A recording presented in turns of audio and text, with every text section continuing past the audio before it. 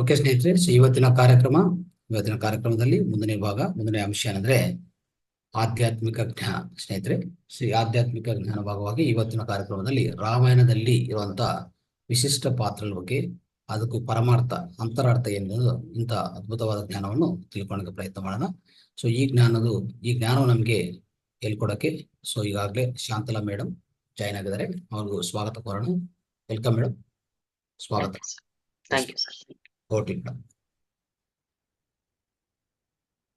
S masters, ಮೊಟ್ಟ ಮೊದಲಿಗೆ ನಮ್ಮೆಲ್ಲರ ಗುರುಗಳಾದ ಬ್ರಹ್ಮಶ್ರೀ ಪಿತಾಮಹ ಡಾಕ್ಟರ್ ಸುಭಾಷ್ ಪತ್ರಿಜಿ ಅವರಿಗೆ ವಂದಿಸುತ್ತಾ, ನಮಗೆ ಈ ದಿನ ಕೊಟ್ಟಿರುವಂತಹ ಟಾಪಿಕ್ ರಾಮಾಯಣದಲ್ಲಿ ಬರುವ ಪಾತ್ರಗಳ ಬಗ್ಗೆ ಅಥವಾ ರಾಮಾಯಣದ ಅಂತರಾರ್ಥಗಳ ಬಗ್ಗೆ ತಿಳಿಸ್ಕೊಡ್ಬೇಕು ಅಂತ ಕೇಳಿದಿರ. Thank you so much for this opportunity sir. So ಈಗ ಈ ರಾಮಾಯಣ ಅಂತಿದ್ದಂಗೆನೆ ನಮ್ಮೆಲ್ಲರಿಗೂ ಜ್ಞಾಪಕ ಬರೋದು ರಾಮ. ಏನಕ್ಕೆ ಬಂದ್ರು ಈ ರಾಮಾಯಣ ಅಂದ್ರೆ ಅದ್ರ ವಿಶಿಷ್ಟತೆ ಏನು ರಾಮಾಯಣದ ಅಂತಂದ್ರೆ, ರಾಮಾಯಣ ಅಂತಂದ್ರೆ ಆತ್ಮಾಯಣ ಅಂತಾನೆ ನಾವು ಹೇಳ್ಬೋದು. ಅಂದ್ರೆ ಆತ್ಮದ ಪ್ರತೀಕ. ರಾಮಾಯಣ ಅಂದ್ರೇನೆ ಆತ್ಮದ ಪ್ರತೀಕ. ಇಲ್ಲಿ ನಮ್ಗೆ ಪವಿತ್ರ ಗ್ರಂಥಗಳು ಅಂತ ತಗೊಂಡಾಗ ರಾಮಾಯಣ ಮಹಾಭಾರತ ಅಂತ ಹೇಳ್ತೀವಿ. ಅಂದ್ರೆ ಅದರಲ್ಲಿ ಜೀವನದ ಸತ್ಯಗಳು ಸಾಕಷ್ಟು, ನಾವು ಜೀವನದಲ್ಲಿ ಹೇಗಿರ್ಬೇಕು ಅಂತ ಎಷ್ಟೋ ತಿಳ್ಕೊಳ್ತಾ ಬರ್ತೀವಿ ಈ ರಾಮಾಯಣ ಮತ್ತೆ ಮಹಾಭಾರತದಲ್ಲಿ. ಪ್ರತಿಯೊಂದು ಗ್ರಂಥ, ಯಾವುದೇ ಒಂದು ಪವಿತ್ರ ಗ್ರಂಥ ಅಂತ ನಾವೇನ್ ಹೇಳ್ತೀವಿ ಅದರಲ್ಲಿ ಕಲಿಯೋದು ಸಾಕಷ್ಟು ಇರುತ್ತೆ. ಸೊ ಇಲ್ಲಿ ರಾಮಾಯಣ ಅಥವಾ ಮಹಾಭಾರತ ಅಂದಾಗ, ರಾಮಾಯಣ ಅಂತಂದ್ರೆ ಆತ್ಮಕ್ಕೆ ಸಂಬಂಧಪಟ್ಟಿದ್ದು, ಆತ್ಮಾಯಣ. ಅದು ರಾಮ ಅಂತಂದ್ರೇನೆ ಆತ್ಮಕ್ಕೆ ಪ್ರತೀಕ, ಕೃಷ್ಣ ಅಂತಂದ್ರೆ ಜ್ಞಾನಕ್ಕೆ ಪ್ರತೀಕ ಅಂತ ಅದು ನಾವು ಅರ್ಥ ಮಾಡ್ಕೋಬೇಕಾದ ಆಕ್ಚುಲಿ ನಮಗೆ ಗೊತ್ತಾಗ್ತಾ ಬಂದಾಗ. ಸೊ ಇಲ್ಲಿ ರಾಮ ಆಗ್ಲಿ ಕೃಷ್ಣ ಆಗ್ಲಿ ಯಾಕೆ ಬಂದಿದ್ರು, ಯಾಕೆ ಅವ್ರದೆಲ್ಲ ಅವತಾರ ಈ ಭೂಮಿ ಮೇಲೆ ಇತ್ತು ಅಂತಂದಾಗ, ಎಲ್ಲಿ ಅಧರ್ಮ ನಡೀತಾ ಇರ್ತೋ, ಎಲ್ಲಿ ಧರ್ಮನ ಮರ್ತು ಬಿಡ್ತಾರೋ ಜನ, ಆಗ ಆ ಧರ್ಮ ಸಂಸ್ಥಾಪನೆಗೋಸ್ಕರ ಈ ಮಹಾಪುರುಷರ ಮತ್ತೆ ಇಲ್ಲಿ ಜನನ ಆಗ್ತಾ ಇತ್ತು. ಅಂದ್ರೆ ಅವರ ಒಂದು ಅವತಾರ ಇಲ್ಲಿ ತಗೊಳ್ತಾ ಇದ್ರು. ಸೊ ಅದೇ ತರ ರಾಮಾಯಣದಲ್ಲಿ ಎಲ್ಲರಿಗೂ ಗೊತ್ತಿರೋ ಹಾಗೆ ರಾಮ ಬಂದಿದ್ದೇನಕ್ಕೆ, ರಾವಣನ ಸಂಹಾರಕ್ಕೆನೆ. ರಾವಣನ ಸಂಹಾರ ಅಂದ್ರೆ ಏನು, ಅಧರ್ಮ ಕಾಡ್ತಾ ಇತ್ತು ಅಲ್ಲಿ, ಆ ಅಧರ್ಮವನ್ನ ನಿಲ್ಲಿಸೋಕ್ಕೋಸ್ಕರ ಧರ್ಮ ಸಂಸ್ಥಾಪನೆಗಾಗಿ ರಾಮಾಯಣ ಅಂದ್ರೆ ರಾಮನ ಅವತಾರ ಇಲ್ಲಿ ಅಂತಂದ್ಬಿಟ್ಟು ಗೊತ್ತೇ ಇದೆ ನಮ್ಮೆಲ್ಲರಿಗೂ. ಅಂದ್ರೆ ಧರ್ಮ ಅಂತಂದ್ರೆ ಏನು ಅಲ್ಲಿಗೆ ಅಂದ್ರೆ, ಏನು ಮಾಡ್ಬೇಕು ನಾವು ತಿಳ್ಕೊಂಡು ಮಾಡೋದೇ ಧರ್ಮ. ಯಾವ್ದು ಮಾಡಬಾರ್ದು ಅದನ್ನ ಮಾಡಬಾರ್ದು, ಯಾವ್ದು ಮಾಡ್ಬೇಕೋ ಅದನ್ನೇನೆ ಮಾಡ್ಬೇಕು, ಅದೇ ಧರ್ಮ. ಅಧರ್ಮ ಅಂತಂದ್ರೇನು, ಯಾವ್ದು ಮಾಡ್ಬೇಕೋ ಅದನ್ನ ಮಾಡದೆ ಬೇರೆದನ್ನ ಮಾಡೋದು, ಯಾವ್ದು ಮಾಡಬಾರ್ದು ಅದನ್ನ ಮಾಡೋದೇ ಅಧರ್ಮ. ಸೊ ಇಲ್ಲಿ ರಾಮಾಯಣದಲ್ಲಿ ಅಧರ್ಮ ಅಂದ್ರೆ ರಾವಣ. ಆ ರಾವಣ ಪರಮ ಧ್ಯಾನಿ, ಎಲ್ಲರಿಗೂ ಗೊತ್ತು, ಶಿವಭಕ್ತ, ಅಷ್ಟು ಧ್ಯಾನಿ. ಆದ್ರೆ ಅಲ್ಲಿ ಅವರಲ್ಲಿ ಧರ್ಮ ಇರಲಿಲ್ಲ. ಸೊ ಹಾಗಾಗಿ ಆ ಟೈಮಲ್ಲಿ, ಆ ತ್ರೇತಾಯುಗದಲ್ಲಿ ಎಲ್ಲಿ ಧರ್ಮ ತಪ್ತಾ ಇದ್ರು, ಆ ಧರ್ಮವನ್ನ ಮತ್ತೆ ಸ್ಥಾಪಿಸೋಕೆ ರಾಮನ ಜನ್ಮ ಆಯ್ತು ಅನ್ನೋದು ನಮಗ್ ಗೊತ್ತೇ ಇದೆ. ಸೊ ಇಲ್ಲಿ ನಾವು ಅದರ ಒಳ ಅರ್ಥ ನೋಡಿದಾಗ, ಅಂತರಾರ್ಥ ನೋಡಿದಾಗ, ನಾಗ್ಲೇ ಹೇಳ್ದಂಗೆ ರಾಮ ಅಂತಂದ್ರೆ ಆತ್ಮದ ಪ್ರತೀಕ, ಕೃಷ್ಣ ಅಂತಂದ್ರೆ ಜ್ಞಾನದ ಪ್ರತೀಕ ಅಂತ ಹೇಳಿದೀನಿ. ಇಲ್ಲಿ ಈಗೇನ್ ಬರುತ್ತೆ, ಇಲ್ಲಿ ಒಬ್ಬೊಬ್ರನ್ನ ನಾವೊಂದು ಒಬ್ಬೊಬ್ಬ ಮಾಸ್ಟರ್ನ ನಾವು ಗಮನಿಸಿದಾಗ, ಆ ರಾಮಾಯಣದಲ್ಲಿರೋ ಪಾತ್ರಗಳನ್ನ ನಾವು ನೋಡ್ತಾ ಹೋದಾಗ, ಅಲ್ಲಿ ರಾಮ ಅಂತಂದ್ರೆ ನಾನು ಆಗ್ಲೇ ಹೇಳ್ದಂಗೆ ಆತ್ಮದ ಪ್ರತೀಕ, ಆತ್ಮಾರಾಮ ಅಂತಾನೆ ಹೇಳ್ತಾರೆ. ಸೀತೆ ಅಂತಂದ್ರೆ ಏನು ಅಂತಂದ್ರೆ, ಆ ಆತ್ಮಕ್ಕೆ ಶಕ್ತಿ ಕೊಡುವವಳೆ ಸೀತೆ. ಸೀತೆ ನಮ್ಮೆಲ್ಲರಿಗೂ ಗೊತ್ತಿರೋಂಗೆ ಧ್ಯಾನಕ್ಕೆ ಪ್ರತೀಕ ಸೀತೆ. ಆ ಧ್ಯಾನ ಇದ್ರೆ ಏನಾಗುತ್ತೆ, ನಮ್ಮಲ್ಲಿ ಆ ಶಕ್ತಿ ಅನ್ನೋದು ಜಾಸ್ತಿ ಆಗುತ್ತೆ. ಸೊ ಇಲ್ಲಿ ರಾಮ ಆತ್ಮ ಆದ್ರೆ, ಆ ಆತ್ಮಕ್ಕೆ ಶಕ್ತಿ ಕೊಡುವವಳು ಸೀತೆ. ಶಕ್ತಿಗೆ ಪ್ರತೀಕ ಸೀತೆ ಅಂತ ಹೇಳ್ಬೋದು. ಅಂದ್ರೆ ಆತ್ಮದ ಜೊತೆ ಸದಾ ಇರ್ಬೋದು, ಆ ಆತ್ಮ ಶಕ್ತಿನೇ ಸೀತಾಮಾತೆ ಅಂತ ಹೇಳ್ತಾರೆ. ನೆಕ್ಸ್ಟ್ ಹನುಮಂತ ಏನು, ರಾಮಾಯಣದಲ್ಲಿ ಬರುವ ಪಾತ್ರ ಹನುಮಂತ ತುಂಬಾ ಮುಖ್ಯವಾದ ಪಾತ್ರ ಅಲ್ಲಿ.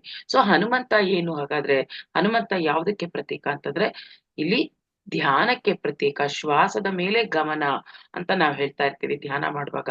ಆ ಶ್ವಾಸ ಪುತ್ರನೇ ಹನುಮಂತ. ಆ ಹನುಮಂತನ ಜೊತೆ ಇದ್ದಾಗ, ಶ್ವಾಸದ ಜೊತೆ ಇದ್ದಾಗನೇ ನಮಗೆ ಶ್ವಾಸಾನುಸಂಧಾನ ಆದಾಗ್ಲೇನೆ ನಾವು ಆ ಧ್ಯಾನದಲ್ಲಿ ತೊಡಗಿಸ್ಕೊಂತೀವಿ.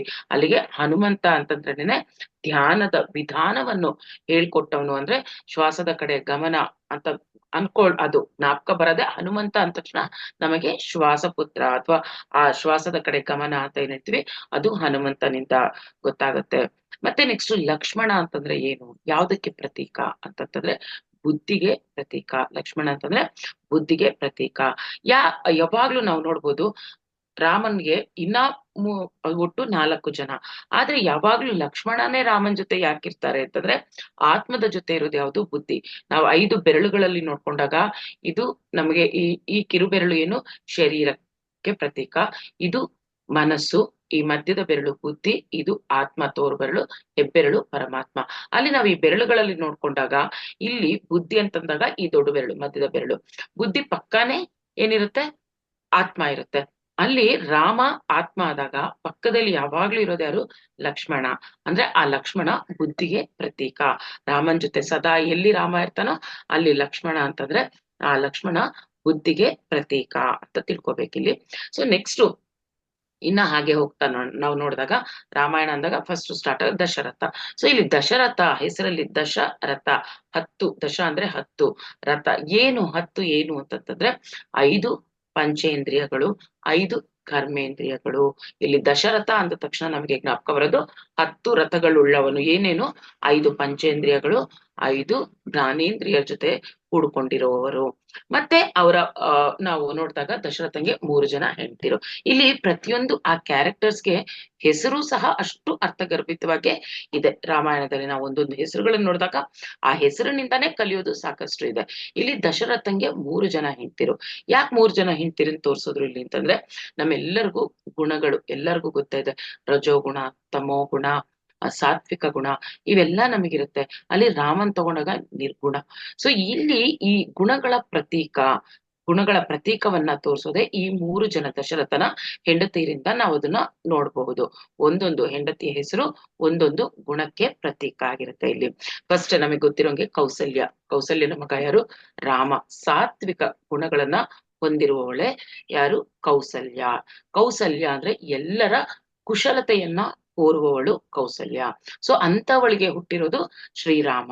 ಹೇಗಿರುತ್ತೆ ನೋಡಿ, ನಾವ್ ಯಾವ ತರ ಯೋಚನೆ ಮಾಡ್ತಿರ್ತೀವಿ, ಯಾವ ತರ ಇರ್ತೀವಿ, ಅದೇ ತರ ನಮ್ಮ ಮಕ್ಕಳು ಸಹ ಇರ್ತಾಳೆ. ಇಲ್ಲಿ ಕೌಸಲ್ಯ ಅಂದ್ರೆ ಸದಾ ಕುಶಲತೆಯನ್ನೇ ಕೋರ್ತಾ ಇರ್ತಾಳೆ ಅವಳು ಯಾವ ಗುಣ, ಸಾತ್ವಿಕ ಗುಣಕ್ಕೆ ಪ್ರತೀಕ. ಅಂತಹವಳ ಮಗನೇ ರಾಮ. ಆ ಎಲ್ಲ ಸದ್ಗುಣಗಳಿಂದನೂ ಕೂಡಿರುವಂತಹನು ರಾಮ. ಹಾಗೆ ಇವಳು ದಶರಥನ ಮೊದಲನೇ ಹೆಂಡತಿ ಕೌಸಲ್ಯ. ಸೊ ಅಲ್ಲಿ ನೆಕ್ಸ್ಟ್ ಸುಮಿತ್ರೆ. ನಾವು ಸುಮಿತ್ರ ಅಂತಂದ್ರೆ ಹೆಸರಲ್ಲಿ ನೋಡಿ ಮಿತ್ರ ಭಾವನೆ, ಮಿತ್ರ ಎಲ್ಲರ ಜೊತೆನೂ ಸೌಹಾರ್ದವಾಗಿ ಅದಕ್ಕೇನೆ ಅಲ್ಲಿ 2 ಮಕ್ಕಳು, ಸುಮಿತ್ರೆ ಮಧ್ಯದಲ್ಲಿ ಇರುವವಳು. ಅಲ್ಲಿ ಕೈಕೇಯಿ ಲಾಸ್ಟ್, ಮೊದಲು ಕೌಸಲ್ಯ, ಮಧ್ಯದಲ್ಲಿರೋದು ಸುಮಿತ್ರೆ. ಸೊ ಅಲ್ಲಿ ಮಧ್ಯದಲ್ಲಿ ಇರೋದ್ರಿಂದ ಅವಳಿಗೆ 2 ಮಕ್ಕಳು. ಅದನ್ನ ನೋಡಿ ಮತ್ತೆ ಶತ್ರುಘ್ನ, ಲಕ್ಷ್ಮಣ 2 ಮಕ್ಕಳು, ಎಲ್ಲರ ಜೊತೆ ಮಿತ್ರತ್ವದಿಂದ ಇರುವವರು 2 ಮಕ್ಕಳು. ಒಬ್ಬ ಭರತನ ಜೊತೆ, ಒಬ್ಬ ರಾಮನ ಜೊತೆ ಇರುವಂತಹವರು ಇಲ್ಲಿ. ಸೊ ಇಲ್ಲಿ ಸುಮಿತ್ರ ಯಾವ ಗುಣಕ್ಕೆ ಪ್ರತೀಕ ಅಂತಂದಾಗ ರಜೋ ಗುಣಕ್ಕೆ ಪ್ರತೀಕ ಸುಮಿತ್ರೆ.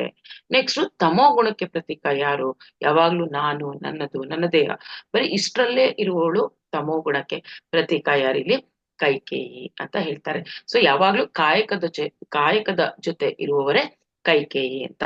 ಸೊ ಆ ದಶರಥನ 3ನೇ ಹೆಂಡತಿ ಅಂದ್ರೆ ರಾಮನ 3ನೇ ಅಂದ್ರೆ 3 ಜನ ತಾಯಿರು ಅಂತ ಹೇಳ್ತೀವಿ. ದಶರಥಂಗೆ 3 ಜನ ಹೆಂಡತಿರು. ಸೊ ಈ 3 ಜನ ಹೆಂಡತಿರು ಅಂತಂದ್ರೆ ನಮ್ಮ ಗುಣಗಳ ಪ್ರತೀಕ ಇದೆಲ್ಲ. ಅಂದ್ರೆ ಪ್ರತಿಯೊಬ್ಬ ಮನುಷ್ಯನಲ್ಲೂ ಈ 3 ಗುಣಗಳನ್ನು ಇರುತ್ತೆ. ಆದ್ರೂ ನಾವು ಈ 3 ಗುಣಗಳನ್ನ ದಾಟಿ ನಾವೆಲ್ಲಿ ಹೋಗ್ಬೇಕು, ನಿರ್ಗುಣರಾಗ್ಬೇಕು. ಆ ನಿರ್ಗುಣತ್ವ ಅಥವಾ ನಿರ್ಗುಣಿ ಅಂತಂದ್ರೆ ಏನು ಅಂದ್ರೆ ಶ್ರೀರಾಮನನ್ನ ನೋಡಿ ನಾವು ಕಲಿಬೇಕಾಗತ್ತೆ. ಸೊ ಇನ್ ನೆಕ್ಸ್ಟ್ ಅಶೋಕವನಕ್ಕೆ ಬರೋಣ. ಇಲ್ಲಿ ರಾಮಾಯಣ ಅಂದ ತಕ್ಷಣ ಅಶೋಕವನ. ಏನು ಅಶೋಕವನ ಅಂತಂದ್ರೆ ಎಲ್ಲಿ ಜ್ಞಾಪಕ ಬರುತ್ತೆ ನಮಗೆ, ಸೊ ಸೀತೆ ಮತ್ತೆ ರಾಮ ಲಕ್ಷ್ಮಣ 14 ವರ್ಷ ವನವಾಸಕ್ಕೆ ಬರ್ತಾರೆ. ಸೊ ಅಲ್ಲಿ ವನವಾಸಕ್ಕೆ ಬಂದಾಗ ಅವಳು ಇರುವಂತಹ ಜಾಗ, ಒಂದು ಲಾಸ್ಟ್ ಕಡೆ ವರ್ಷ ಏನಾಗುತ್ತೆ ನಮ್ಮೆಲ್ಲರಿಗೂ ಗೊತ್ತಿರೋ ಹಂಗೆ ರಾವಣ ಸೀತೆನ ಅಪಹರಿಸ್ಕೊಂಡು ಬರ್ತಾನೆ. ಅವಳೊಂದು ಅಶೋಕವನದಲ್ಲಿ ಇರ್ತಾಳೆ. ಅವಳು ಆ 1 ವರ್ಷ ಅಶೋಕವನದಲ್ಲಿ ಇರ್ತಾಳೆ ಅನ್ನೋದು. ಅಶೋಕವನ ಅಂತಂತಂದ್ರೆ ಎಲ್ರು ಏನಂತಾರೆ, ಅಲ್ಲಿ ಸೀತೆ ಯಾವಾಗ್ಲೂ ಅಳ್ತಾನೆ ಕೂತಿರ್ತಾಳೆ, ಅಲ್ಲಿ ಸದಾ ದುಃಖದಲ್ಲೇ ಇರ್ತಾಳೆ ಅಂತ ಅಂತಾರೆ. ಆದ್ರೆ ನಿಜವಾದ ಅರ್ಥ ಏನು, ಅದರ ಅಂತರರ್ಥ ಏನು ಅಂತಂದ್ರೆ ಅಶೋಕವನ,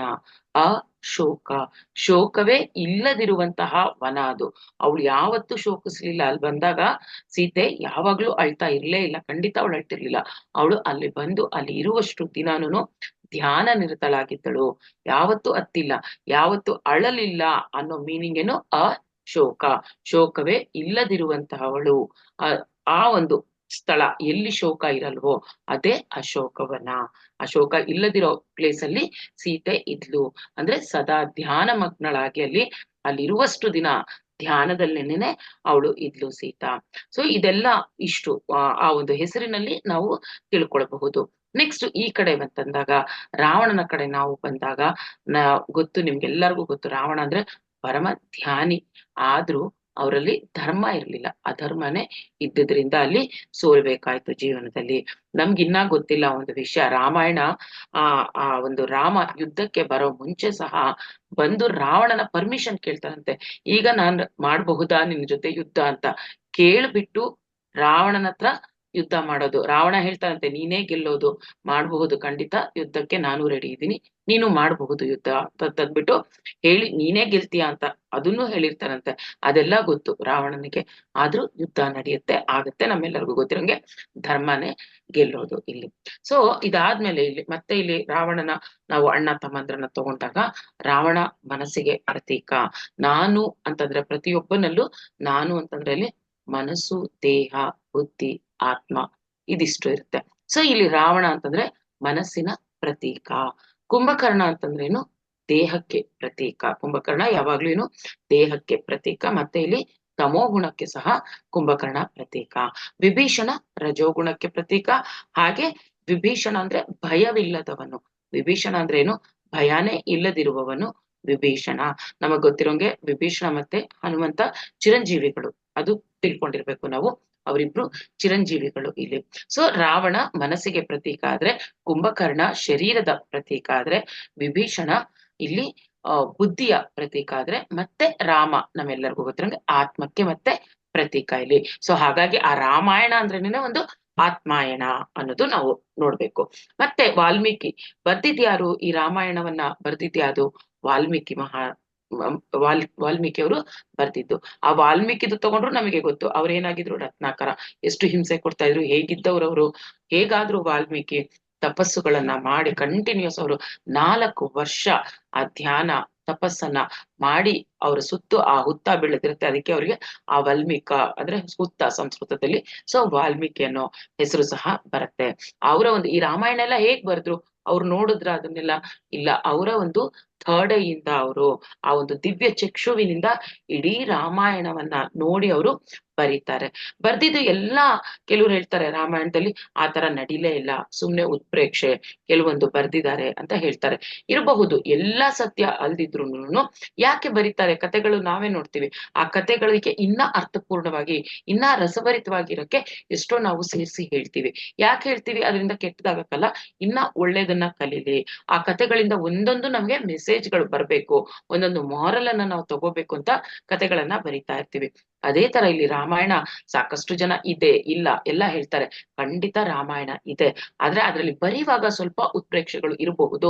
ಆ ಇದ್ದಿದ್ದು ಯಾಕೆ ಅಂತಂದ್ರೆ ನಮಗೆ ಮನ ಮುಟ್ಟುವಂತೆ ಹೇಳೋಕೆ, ಅದರಿಂದ ನಾವ್ ಏನ್ ಎಸೆನ್ಸ್ ತಗೋಬೇಕು ಅದನ್ನ ತಿಳಿಸಕ್ಕೆ ಅಲ್ಲಿ ವಾಲ್ಮೀಕಿ ಮಹರ್ಷಿಗಳು ಅವರ ಒಂದು ದಿವ್ಯ ಚಕ್ಷುವಿಂದ ಇಡೀ ರಾಮಾಯಣವನ್ನ ನೋಡಿ ಆಗಿನ ಅವರು ಬರೆದ ಕಾಲದಲ್ಲಿ, ಆಗಿನ ಕಾಲಕ್ಕೆ ಅನುಗುಣವಾಗಿ ಅವರಲ್ಲಿ ರಾಮಾಯಣವನ್ನ ಬರೀತಾರೆ.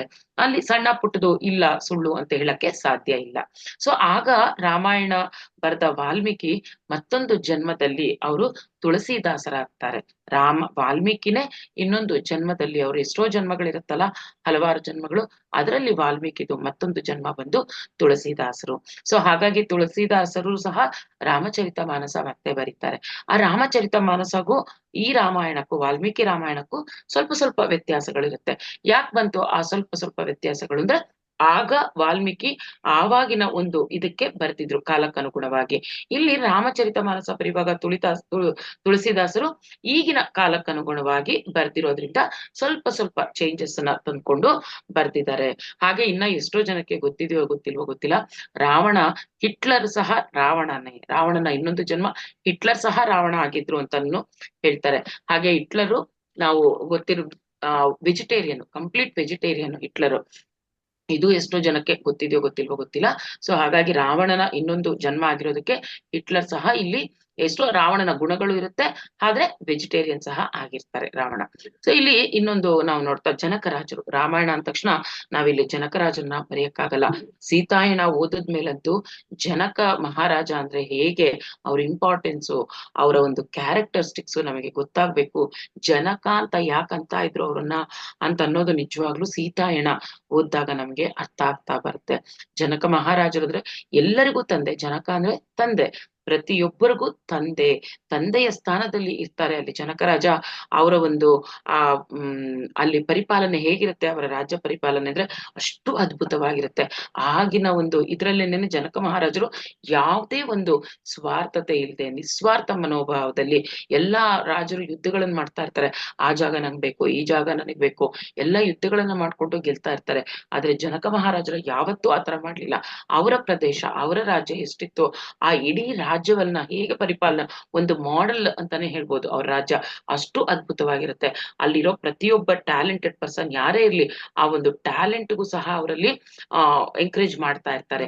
ಅಲ್ಲಿರೋರು ಎಷ್ಟೋ ಒಂಥರ ಕುಶಲಕರ್ಮಿಗಳು ಅಂತ ನಾವೇನ್ ಹೇಳ್ತೀವಿ, ಅದೆಲ್ಲಾನು ಆ ಒಂದು ಜನಕ ಮಹಾರಾಜರ ರಾಜ್ಯದಲ್ಲಿ ನಮ್ಗೆ ಸಿಗ್ತಾ ಇರತ್ತೆ.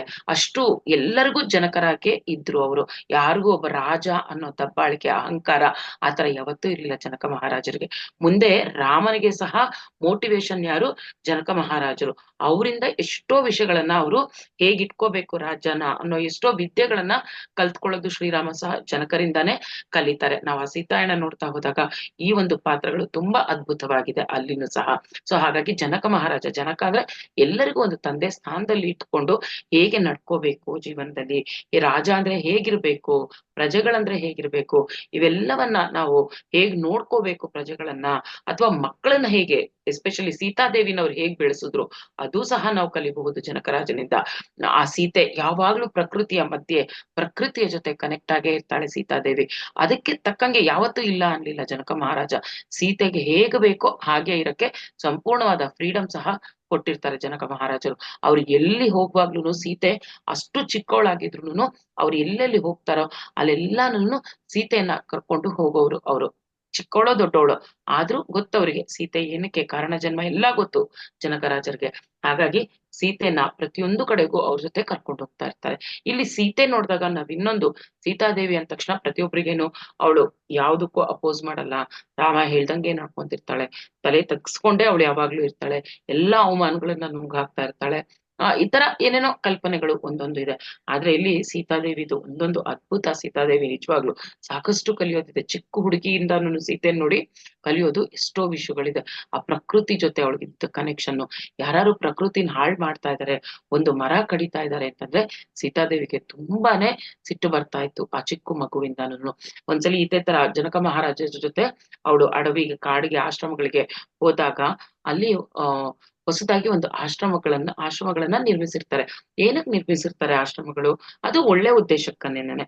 ಎಲ್ರಿಗೂ ಈ ವೇದ ಅಧ್ಯಯನ ಮಾಡಕ್ಕೆ, ವೇದ ಪಠಣಗಳಿಗೋಸ್ಕರ ಅದೆಲ್ಲ ಹೇಳ್ಕೊಳಕ್ಕೆ ಗುರುಗಳಿಗೆ, ಆ ಋಷಿಗಳಿಗೆ ಒಂದು ಪರ್ಟಿಕ್ಯುಲರ್ ಜಾಗ ಬೇಕಾಗಿರುತ್ತೆ. ಎಲ್ಲೆಲ್ಲೋ ಕಾಡುಗಳಲ್ಲಿ ಮಾಡಿದಾಗ ಈ ರಾಕ್ಷಸರಿಂದ ಸಾಕಷ್ಟು ತೊಂದರೆಗಳು ಬರ್ತಾ ಇರುತ್ತೆ. ಹಾಗಾಗಿ ಅದನ್ನ ತಪ್ಪಿಸ್ಕೊಳಕ್ಕೆ ಎಲ್ಲೋ ಬಂದು ದೂರದಲ್ಲಿ ಆ ಅರಣ್ಯದಲ್ಲಿ ಮರ ಗಿಡ ಎಲ್ಲ ಕಟ್ ಮಾಡಿ ಅಲ್ಲಿ ಆಶ್ರಮಗಳನ್ನ ಕಟ್ಟಿರ್ತಾರೆ. ಅಂದ್ರೆ ಅವರು ಒಳ್ಳೆ ಉದ್ದೇಶಕ್ಕೆ ಮಾಡಿರ್ತಾರೆ. ಆದ್ರೆ ಅಲ್ಲಿ ಬಂದಾಗ ಸೀತೆದೇವಿಗೆ ತುಂಬಾನೇ ಒಂಥರ ಅದವಳಿಗೆ ಸರಿ ಅನ್ಸಲ್ಲ, ಕೋಪನೇ ಮಾಡ್ಕೊಂಡ್ಬಿಟ್ಟು ಬಂದ್ಬಿಡ್ತಾಳೆ.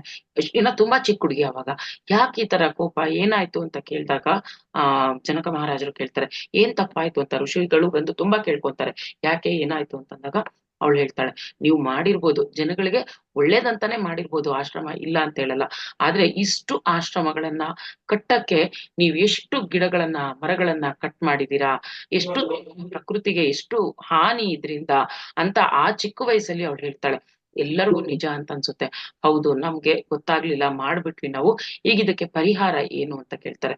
ಸೀತಾದೇವಿ ಅಂತ ಚಿಕ್ಕ ಹುಡುಗಿ ಆದ್ರೆ ಯಾವ ತರ ಪರಿಹಾರ ಕೊಡ್ತಾಳೆ ಅವಳು. ನೀವ್ ಎಷ್ಟು ಗಿಡ ಕಟ್ ಮಾಡಿದೀರಾ, ಒಂದು ಗಿಡಕ್ಕೆ 4 ಗಿಡಗಳು ನೀವು ಮತ್ತೆ ನೆಡಬೇಕು ಅಂತ ಹೇಳ್ತಾಳೆ. ಎಷ್ಟು ನೋಡಿ, ಆಗ್ಲೇ ಆ ಪ್ರಕೃತಿ ಬಗ್ಗೆ ನಾವೀಗ ಏನ್ ಮಾಡ್ತಾ ಇದೀವಿ, ಎಲ್ಲಾ ಗಿಡಗಳನ್ನ ಕಡ್ದಾಕಿ ಯಾವ ತರ ಪರಿಸ್ಥಿತಿ ಬಂದಿದೆ ಈಗ ನಮ್ಮ ನೇಚರ್ಗೆ, ನಮ್ಮ ಭೂಮಾತೆಗೆ ಯಾವ ತರ ಸ್ಥಿತಿ ಬಂದಿದೆ. ಅವೆಲ್ಲ ಆಗ್ಲೇನೆ ಅವಳು ಹೇಳಿದ್ದಾಳೆ, ಹೌದು ಈಗ ಡೆವಲಪ್ಮೆಂಟ್ ಮಾಡ್ತಾ ಇದ್ದಾರೆ, ರೋಡ್ಸ್ ಡೆವಲಪ್ಮೆಂಟ್, ಎಷ್ಟು ಕಾಡನ್ನ ಕಡಿತಾ ಇದ್ದಾರೆ, ಬಿಲ್ಡಿಂಗ್ಸ್ ಕಟ್ತಾ ಇದ್ದಾರೆ, ಇಂಡಸ್ಟ್ರಿಗಳಿಗೆ ಎಷ್ಟು ಕಾಡನ್ನ ಕಡಿದು ಹಾಳು ಮಾಡ್ತಾ ಇದೀವಿ. ಈ ಒಂದು ಮೆಸೇಜ್ ನಾವು ಸೀತಾ ಕೊಟ್ಟಿರೋ ಮೆಸೇಜ್ನ ತಗೊಂಡ್ರೆ, ಬೇಕು ಡೆವಲಪ್ಮೆಂಟ್ ಎಲ್ಲಾ ಮಾಡ್ಬೇಕು, ಆದ್ರೆ ಅದ್ರ ಬದಲು ಮತ್ತೆ ಬೇರೆಲ್ಲಾರು ಒಂದ್ ಕಡೆ ನಾವು ಈ ಗಿಡಗಳನ್ನ ಮರಗಳನ್ನ ಸೃಷ್ಟಿ ಮಾಡ್ಬೇಕಲ್ವಾ, ನಾವು ಗಿಡಗಳನ್ನ ನೆಡಬೇಕು. ಬೇಕು ಪ್ರಪಂಚ ಚೆನ್ನಾಗಿರ್ಬೇಕು ಅಂತಂದಾಗ, ನಮ್ಮ ಪ್ರಕೃತಿ ಚೆನ್ನಾಗಿರ್ಬೇಕು, ನೇಚರು ನಮ್ಗೆ ಯೂನಿವರ್ಸ್ ಕೊಟ್ಟಿರೋ ಗಿಫ್ಟ್ ಅದನ್ನ ಹಾಳು ಮಾಡ್ತಾ ಹೋದಾಗ, ಪ್ರಕೃತಿ ವಿಕೋಪಕ್ಕೆ ಹೋದಾಗ, ಪ್ರಕೃತಿ ವಿರುದ್ಧವಾಗಿ ಹೋದಾಗ ನಮ್ಮ ಜೀವನಗಳು ಯಾವ ತರ ಆಗ್ತಾ ಇದೆ ಅನ್ನೋದಕ್ಕೆ ನಾವೇ ಸಾಕ್ಷಿ, ಎಲ್ಲಾನು ನೋಡ್ತಾ ಇದೀವಿ. ಸೊ ಹಾಗಾಗಿ ಒಂದು ಮೆಸೇಜ್ ನಾವು ಪ್ರತಿಯೊಬ್ರು ಅಳವಡಿಸ್ಕೋಬೇಕು. ಒಂದು ಮರ ಎಲ್ಲಾರು ಕಡಿತಾ ಇದೀವಿ ಅಂದ್ರೆ ಅದಕ್ಕೆ 4 ಮರಗಳನ್ನ ನಾವು ನೆಡಲೇಬೇಕು, ಅಲ್ಲಿ ಚೆನ್ನಾಗಿರ್ಬೇಕು ನಾವು ಅಂತಂದಾಗ ಆ ಕೆಲ್ಸನ ಮಾಡ್ಲೇಬೇಕು. ಇದು ಸೀತೆಯಿಂದ ನಾವು ಕಲಿಲೇಬೇಕಾದಂತ ವಿಷಯ. ಹಾಗೆ ಹನುಮಂತ ಪಾತ್ರ ನಾನು ಆಗ್ಲೇ ಹೇಳ್ದಂಗೆ, ಹನುಮಂತ ಬಂದಾಗ ಇಲ್ಲಿ ಆ ರಾಮಾಯಣದ ಒಂದು ಇದ್ರಲ್ಲೇ ನೋಡಿದಾಗ ಕಿಷ್ಕಿಂಧ ಕಾಂಡ ಅಂತಂದಾಗ ನಮ್ಮೆಲ್ಲರಿಗೂ ಗೊತ್ತಿರೋ ಹಾಗೆ ಕಿಷ್ಕಿಂಧ ಕಾಂಡ ಹೇಗಿರುತ್ತೆ ಅಂದ್ರೆ ಒಂದು ಅಳು, ಒಂದು ದುಃಖ ಅಂತಾನೆ ಅಂತ ಅನ್ನಿಸ್ತಾ ಇರುತ್ತೆ. ಆ ಕಿಷ್ಕಿಂಧ ಕಾಂಡದಿಂದ ನಾವು ಮತ್ತೆ ಅಂದ್ರೆ ಹನುಮಂತ ಏನ್ ಮಾಡ್ದ, ಹನುಮಂತ ಬಂದ ಮೇಲೆ ಈ ಎಲ್ಲಾ ದುಃಖನು ಸರಿ ಹೋಯ್ತು, ರಾಮ ಸೀತೆ ಇಬ್ರನ್ನ ಒಂದು ಮಾಡ್ದ ಅಂತೆಲ್ಲ ಕೇಳ್ತಾ ಇರ್ತೀವಲ್ಲ. ಹಾಗೇನೇನೆ ಧ್ಯಾನ ಅನ್ನೋದು ನಮ್ಮ ಜೀವನದಲ್ಲಿ ಬರೋ ಮುಂಚೆ ಪ್ರತಿಯೊಬ್ಬರ ಒಂದು ಹೇಗಿರುತ್ತೆ ಜೀವನ ಅಂತಂದ್ರೆ ಕಿಷ್ಕಿಂಧ ಕಾಂಡ ಆಗಿರುತ್ತೆ. ಧ್ಯಾನಕ್ಕೆ ಬರುವ ಮುಂಚೆ ಹನುಮಂತ ಅಂದ ತಕ್ಷಣ ನಾವು ಅದನ್ನ ನೋಡ್ಕೋಬೇಕು. ಧ್ಯಾನಕ್ಕೆ ಬರೋ ಮುಂಚೆ ಪ್ರತಿಯೊಬ್ಬರ ಜೀವನನು ಕಿಷ್ಕಿಂಧ ಕಾಂಡ ಆಗಿರುತ್ತೆ. ಯಾವಾಗ ನಾವು ಧ್ಯಾನಕ್ಕೆ ಬರ್ತೀವೋ ಆಗ ಪ್ರತಿಯೊಬ್ಬರ ಜೀವನ ಸುಂದರ ಕಾಂಡ ಆಗುತ್ತೆ. ಇದು ರಾಮಾಯಣ ಅಂದ ತಕ್ಷಣ ನಿಜವಾಗ್ಲೂ ನಾವು ಧ್ಯಾನಕ್ಕೆ ರಾಮಾಯಣಕ್ಕೆ ನಾವು ಲಿಂಕ್ ಮಾಡ್ಕೊಳ್ವಾಗ ಇದನ್ನ ನಾವು ಅನ್ಕೋಬೇಕು. ಪ್ರತಿಯೊಬ್ಬರ ಮನಸ್ಸು ಹೇಗಿರುತ್ತೆ, ಕಿಷ್ಕಿಂಧ ಕಾಂಡ, ಆ ದುಃಖ, ನೋವು ಎಷ್ಟು ಆ ಮನಸ್ಸೊಳಗೆ ಇಟ್ಕೊಂಡು ಕೊರಗ್ತಾ ಇರ್ತೀವಿ, ಅಲ್ಲಿ ನೆಮ್ಮದಿ ಅನ್ನೋದೇ ಇರಲ್ಲ ನಮಗೆ. ಕಿಷ್ಕಿಂಧ ಕಾಂಡ ಮಾಡ್ಕೊಂಡಿರ್ತೀವಿ, ಪ್ರತಿಯೊಬ್ರು ಜೀವನನೂ ಅದೇ ಇರುತ್ತೆ ಧ್ಯಾನಕ್ಕೆ ಬರೋ ಮುಂಚೆ. ಆದ್ರೆ ಧ್ಯಾನಕ್ಕೆ ಬಂದ ಮೇಲೆ ಜೀವನ ಹೇಗಿರುತ್ತೆ, ಒಬ್ಬೊಬ್ರು ಎಕ್ಸ್ಪೀರಿಯನ್ಸಸ್ ನಾವು ತಗೊಂಡಾಗ ಸುಂದರ ಕಾಂಡ ಆಗೋಗಿರುತ್ತೆ. ಒಂದು ಸುಂದರವಾದ ವನ ಇನ್ನ ಹೇಳ್ಬೇಕು ಅಂದ್ರೆ, ಧ್ಯಾನ ಇಲ್ದಿರುವಾಗ ಹೇಗಿರುತ್ತೆ ಅಂದ್ರೆ ಒಂದು ಆ ಮುಳ್ಳು ಗಿಡಗಳು, ಬೇಡ್ದಿರೋ ಗಿಡಗಳು ಬೆಳ್ದಿರೋ ಜಾಗ ಹೇಗಿರುತ್ತೆ ಹಾಗಿರುತ್ತೆ ಮನಸ್ಸು, ಜೀವನ ಎಲ್ಲಾನು. ಧ್ಯಾನಕ್ಕೆ ಬಂದ ಮೇಲೆ ಹೇಗಿರುತ್ತೆ, ಒಂದು ಸುಂದರವಾದ ಗಾರ್ಡನ್ ನೋಡ್ತೀವಲ್ಲ ನಾವು, ಒಂದು ಒಳ್ಳೆ ಗಾರ್ಡನ್ ಪ್ಲಾನ್ ಮಾಡಿ ಕ್ಲೀನ್ ಆಗಿ ಎಲ್ಲೆಲ್ಲಿ ಏನೇನ್ ಗಿಡಗಳಿರ್ಬೇಕು, ಹೂ ತೋಟಗಳು ಎಷ್ಟು ಚೆನ್ನಾಗಿ ಹೂವಿನ ಗಿಡಗಳನ್ನ ಹಾಕಿರ್ತಾರೆ, ಅದ್ಭುತವಾದ ಒಂದು ಉದ್ಯಾನವನ ಹೇಗಿರುತ್ತೆ ಆ ತರ ನಮ್ಮ ಮನಸ್ಸು ಧ್ಯಾನದ ನಂತರ ಒಂದು ಉದ್ಯಾನವನ ಆಗಿರುತ್ತೆ, ಸುಂದರವಾದ ಉದ್ಯಾನವನ. ಅದಕ್ಕೂ ಮುಂಚೆ ಮುಳ್ಳು ಗಿಡಗಳು, ಬೇಡ್ದಿರೋ ಬೆಳೆದಿರುವಂತಹ ಒಂದು ಜಾಗ ಆಗಿರುತ್ತೆ. ಸೊ ಈ ತರ ಒಂದು ರಾಮಾಯಣ ಅಂದ ತಕ್ಷಣ ಕಿಷ್ಕಿಂಧ ಕಾಂಡದಿಂದ ಸುಂದರ ಕಾಂಡಕ್ಕೆ ಬಂದಿದೀವಿ ನಾವು ಅಂತ ಒಂದು ಅರ್ಥ ಮಾಡ್ಕೋಬೇಕು ಮಾಸ್ಟರ್ಸ್. ಸೊ ಇನ್ನ ರಾಮ ಆ ನಾವು ಚಿಕ್ಕವರಿಂದ ರಾಮನನ್ನ ಒಂದು ನೋಡ್ತಾ ಬಂದಾಗ, ಸಣ್ಣವರಿದ್ದಾಗ್ಲಿಂದಾನೇ ರಾಮ ಎಷ್ಟು ಮೆಚೂರ್ಡ್ ಆಗಿರ್ತಾರೆ. ಫಸ್ಟ್ ವಿಶ್ವಾಮಿತ್ರ ಬಂದು ರಾಮರನ್ನ ದಶರಥರನ್ನ ಕೇಳ್ತಾರೆ, ನಿಮ್ಮ ಮಕ್ಕಳನ್ನ ನನ್ ಜೊತೆ ಕಾಡಿಗೆ ಕಳಿಸ್ಕೊಡಿ, ನಂಗೆ ತುಂಬಾನೇ ಅಲ್ಲಿ ರಾಕ್ಷಸರಿಂದ ತೊಂದರೆ ಆಗ್ತಾ ಇದೆ, ಸೊ ಅವರ ಸಂಹಾರ ಆಗ್ಬೇಕು ಅಂತಂದಾಗ ನನ್ನ ಜೊತೆ ರಾಮ ಬರ್ಲೇಬೇಕು, ರಾಮನ ಸಹಾಯ ನಂಗೆ ತುಂಬಾನೇ ಮುಖ್ಯ ಅಂತ ಬಂದು ಕೇಳ್ತಾರೆ ವಿಶ್ವಾಮಿತ್ರ ದಶರಥನ. ಇನ್ನ ಚಿಕ್ಕವರು ಅಲ್ಲಿ ರಾಮ ಲಕ್ಷ್ಮಣ. ಆದ್ರೆ ದಶರಥಂಗೆ ತುಂಬಾ ದುಃಖ ಬರುತ್ತೆ, ಇದೇನು ಇಷ್ಟು ಚಿಕ್ಕ ವಯಸ್ಸಲ್ಲಿ ನಾನು ಹೇಗೆ ಕಳ್ಸೋದು, ಯಾವ ಧೈರ್ಯದ ಮೇಲೆ ನಾನು ಕಳಿಸ್ಲಿ ಮಕ್ಳನ್ನ ಅಂತ. ಆದ್ರೆ ರಾಮ ಬಂದು ಅಷ್ಟು ಧೈರ್ಯ, ಆಗ್ಲೇನೆ ಧೈರ್ಯ ರಾಮಂಗೆ, ಆ ಅಷ್ಟು ಕಾನ್ಫಿಡೆನ್ಸ್ ಜೊತೆಗೆ ಧೈರ್ಯ, ತಂದೆಗೆ ಧೈರ್ಯವನ್ನ ಹೇಳಿ, ಏನಾಗಲ್ಲ ನಾನ್ ಹೋಗ್ತೀನಿ, ನಾನು ವಿಶ್ವಾಮಿತ್ರರ ಜೊತೆ ಹೋಗ್ತೀನಿ, ಅಲ್ಲಿ ಅವ್ರಿಗೆ ಏನ್ ಬೇಕೋ ಆ ಹೆಲ್ಪ್ ಎಲ್ಲ ಮಾಡ್ಬರ್ತೀನಿ ಅಂತ ಅವರೇ ಧೈರ್ಯ ಹೇಳಿ ತಂದೆಗೆ ವಿಶ್ವಾಮಿತ್ರನ ಜೊತೆ ಹೊರಡ್ತಾರೆ. ನಮ್ಮೆಲ್ಲರಿಗೂ ಗೊತ್ತಿರೋ ಜೊತೆ ರಾಮನ ಜೊತೆ ಲಕ್ಷ್ಮಣನನ್ನು ಹೊರಡ್ತಾರೆ. ಆ ಒಂದು ಚಿಕ್ಕ ವಯಸ್ಸಿನಲ್ಲೇ ಎಷ್ಟೋ ಒಂದು ಅಲ್ಲಿ ಕಾಡಲ್ಲಿ ಆಶ್ರಮಗಳಲ್ಲಿ ಋಷಿಗಳನ್ನ ಇರೋಕ್ಕೂ ಬಿಡ್ತಾ ಇರಲ್ಲ, ಆ ತರ ತೊಂದರೆಗಳು ರಾಕ್ಷಸರಿಂದ ಬರ್ತಾ ಇರುತ್ತೆ. ಇಲ್ಲಿ ಹೋಗುವಾಗ ತಾಯಿ ಒಂದೇ ಮಾತು ಹೇಳಿ ಕಳ್ಸಿರ್ತಾಳೆ ರಾಮಂಗೆ, ನೀನು ಹೋಗ್ಬಾ, ಎಲ್ಲಾ ಕಡೆ ಹೋದಷ್ಟೂನು ಜ್ಞಾನ ವೃದ್ಧಿ ಆಗುತ್ತೆ, ಇನ್ನಾನು ಒಳ್ಳೆ ವಿಷಯ ಹೋಗ್ತಾ ಇರೋದು, ಆದ್ರೆ ನೀನ್ ಹೋದಾಗ ಯಾವುದೇ ಕಾರಣಕ್ಕೂ ಒಬ್ಬ ಮಹಿಳೆಗೆ ತೊಂದರೆ ಕೊಡಬಾರ್ದು, ಮಹಿಳೆಯರಿಗೆ ಯಾವುದೇ ರೀತಿ ಅವ್ರನ್ನ ಕೊಲ್ಲಬಾರ್ದು ಅನ್ನೋ ಒಂದೇ ಒಂದು ಅವಳು ಒಂದು ಸಂದೇಶವನ್ನ ಕೊಟ್ಟು ಕಳ್ಸಿರ್ತಾಳೆ. ಆದ್ರೆ ಇಲ್ಲಿ ಬಂದಾಗ ಏನಾಗುತ್ತೆ, ಎಷ್ಟೋ ಜನ ರಾಕ್ಷಸರ ಜೊತೆ ತಾಟಕಿದು ನಮ್ಗೆ ಗೊತ್ತಿದೆ, ತಾಟಕಿಯಿಂದ ಸಾಕಷ್ಟು ಹಿಂಸೆಗಳು ತೊಂದರೆಗಳು ಆಗ್ತಾ ಇರುತ್ತೆ. ಇಲ್ಲಿ ವಿಶ್ವಾಮಿತ್ರ ಬಂದು ಆ ತಾಟಕಿನ ಕೊಲ್ಲು ಅಂತ ಹೇಳಿದಾಗ ರಾಮಂಗೆ ಅವನ್ಗೆ ಮನ್ಸ್ ಬರಲ್ಲ. ಯಾಕೆ ತಾಯಿಗೆ ಮಾತ್ ಕೊಟ್ಟಿರ್ತಾನೆ, ಇಲ್ಲ ನಾನು ಕೊಲ್ಲಲ್ಲ ಅಂತಂದ್ಬಿಟ್ಟು. ಆದ್ರೆ ಇಲ್ಲಿ ವಿಶ್ವಾಮಿತ್ರ ಬಿಡಲ್ಲ. ಇಲ್ಲ, ಅದು ನಿನ್ನ ಧರ್ಮ, ಅವಳು ಕೆಟ್ಟದ್ ಮಾಡ್ತಾ ಇದ್ದಾಳೆ ಇಲ್ಲಿ. ಸೊ ಹಾಗಾಗಿ ನೀನು ಸಂಹಾರ ಮಾಡ್ಲೇಬೇಕು. ಅಲ್ಲಿ ತಾಯಿ ಏನೇ ಹೇಳಿರ್ಬೋದು, ಇಲ್ಲಿ ನಾನು ಗುರುವಿನ ಸ್ಥಾನದಲ್ಲಿ ಇದ್ದು ಹೇಳ್ತಿರೋದ್ರಿಂದ ನೀನ್ ಅದನ್ನ ಪರಿಪಾಲನೆ ಮಾಡ್ಲೇಬೇಕು, ಅದನ್ನ ಪಾಲಿಸ್ಬೇಕು ಅಂತಂದಾಗ ಸರಿ, ಅವನಿಗೆ ಗೊತ್ತಾಗಲ್ಲ ಏನ್ ಮಾಡ್ಬೇಕು ಅಂತಂದ್ಬಿಟ್ಟು, ಓಕೆ ಹೇಳ್ತಿದಾರಲ್ಲ ಗುರುಗಳು ಅಂತಂದ್ಬಿಟ್ಟು ಅಲ್ಲಿ ತಾಟಕಿನ ಒತ್ತೆ ಮಾಡ್ಬಿಡ್ತಾರೆ.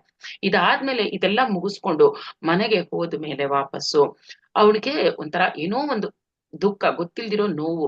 ಏನು ನಾನು ಈ ತರ ತಾಯಿ ಮಾತು ಮೀರ್ ಬಿಟ್ನಲ್ಲ, ಏನ್ ಮಾಡ್ಬೇಕು ಇದಕ್ಕೆ ಅಂತ ತುಂಬಾ ಬೇಜಾರ್ ಮಾಡ್ಕೊಂಡು ಅವನು ರೂಮಲ್ಲಿ ಸೇರ್ಕೊಂಡ್ಬಿಟ್ಟು, ಎಷ್ಟೇ ಅಂದ್ರೆ ಜೀವನ ಅಂದ್ರೆ ಏನಿದು, ಯಾಕೆ ಅಂತ ಏನೋ ಒಂಥರ ಆವಾಗ ಡೌಟ್ಗಳು ಶುರುವಾಗಿ ಆ ಚಿಕ್ಕ ವಯಸ್ಸಿನಲ್ಲೇನೆ, ಇದು ಏನ್ ಮಾಡ್ತಾ ಇದ್ದೀನಿ ನಾನ್ ಯಾಕೆ ಹುಟ್ಟಿದ್ದೀನಿ, ನಾನು ಏನ್ ಮಾಡ್ತಾ ಇದ್ದೀನಿ. ಅಲ್ಲಿ ಹೋಗಿ ಎಲ್ಲಾ ತರ ಜೀವನನೂ ನೋಡಿರ್ತಾರೆ. ಅಲ್ಲಿ ಋಷಿ ಮುನಿಗಳು ತಪಸ್ಸಲ್ಲಿರೋದು, ಧ್ಯಾನದಲ್ಲಿರೋದು, ಅವೆಲ್ಲ ನೋಡ್ಕೊಂಡ್ ಬರ್ತಾರೆ.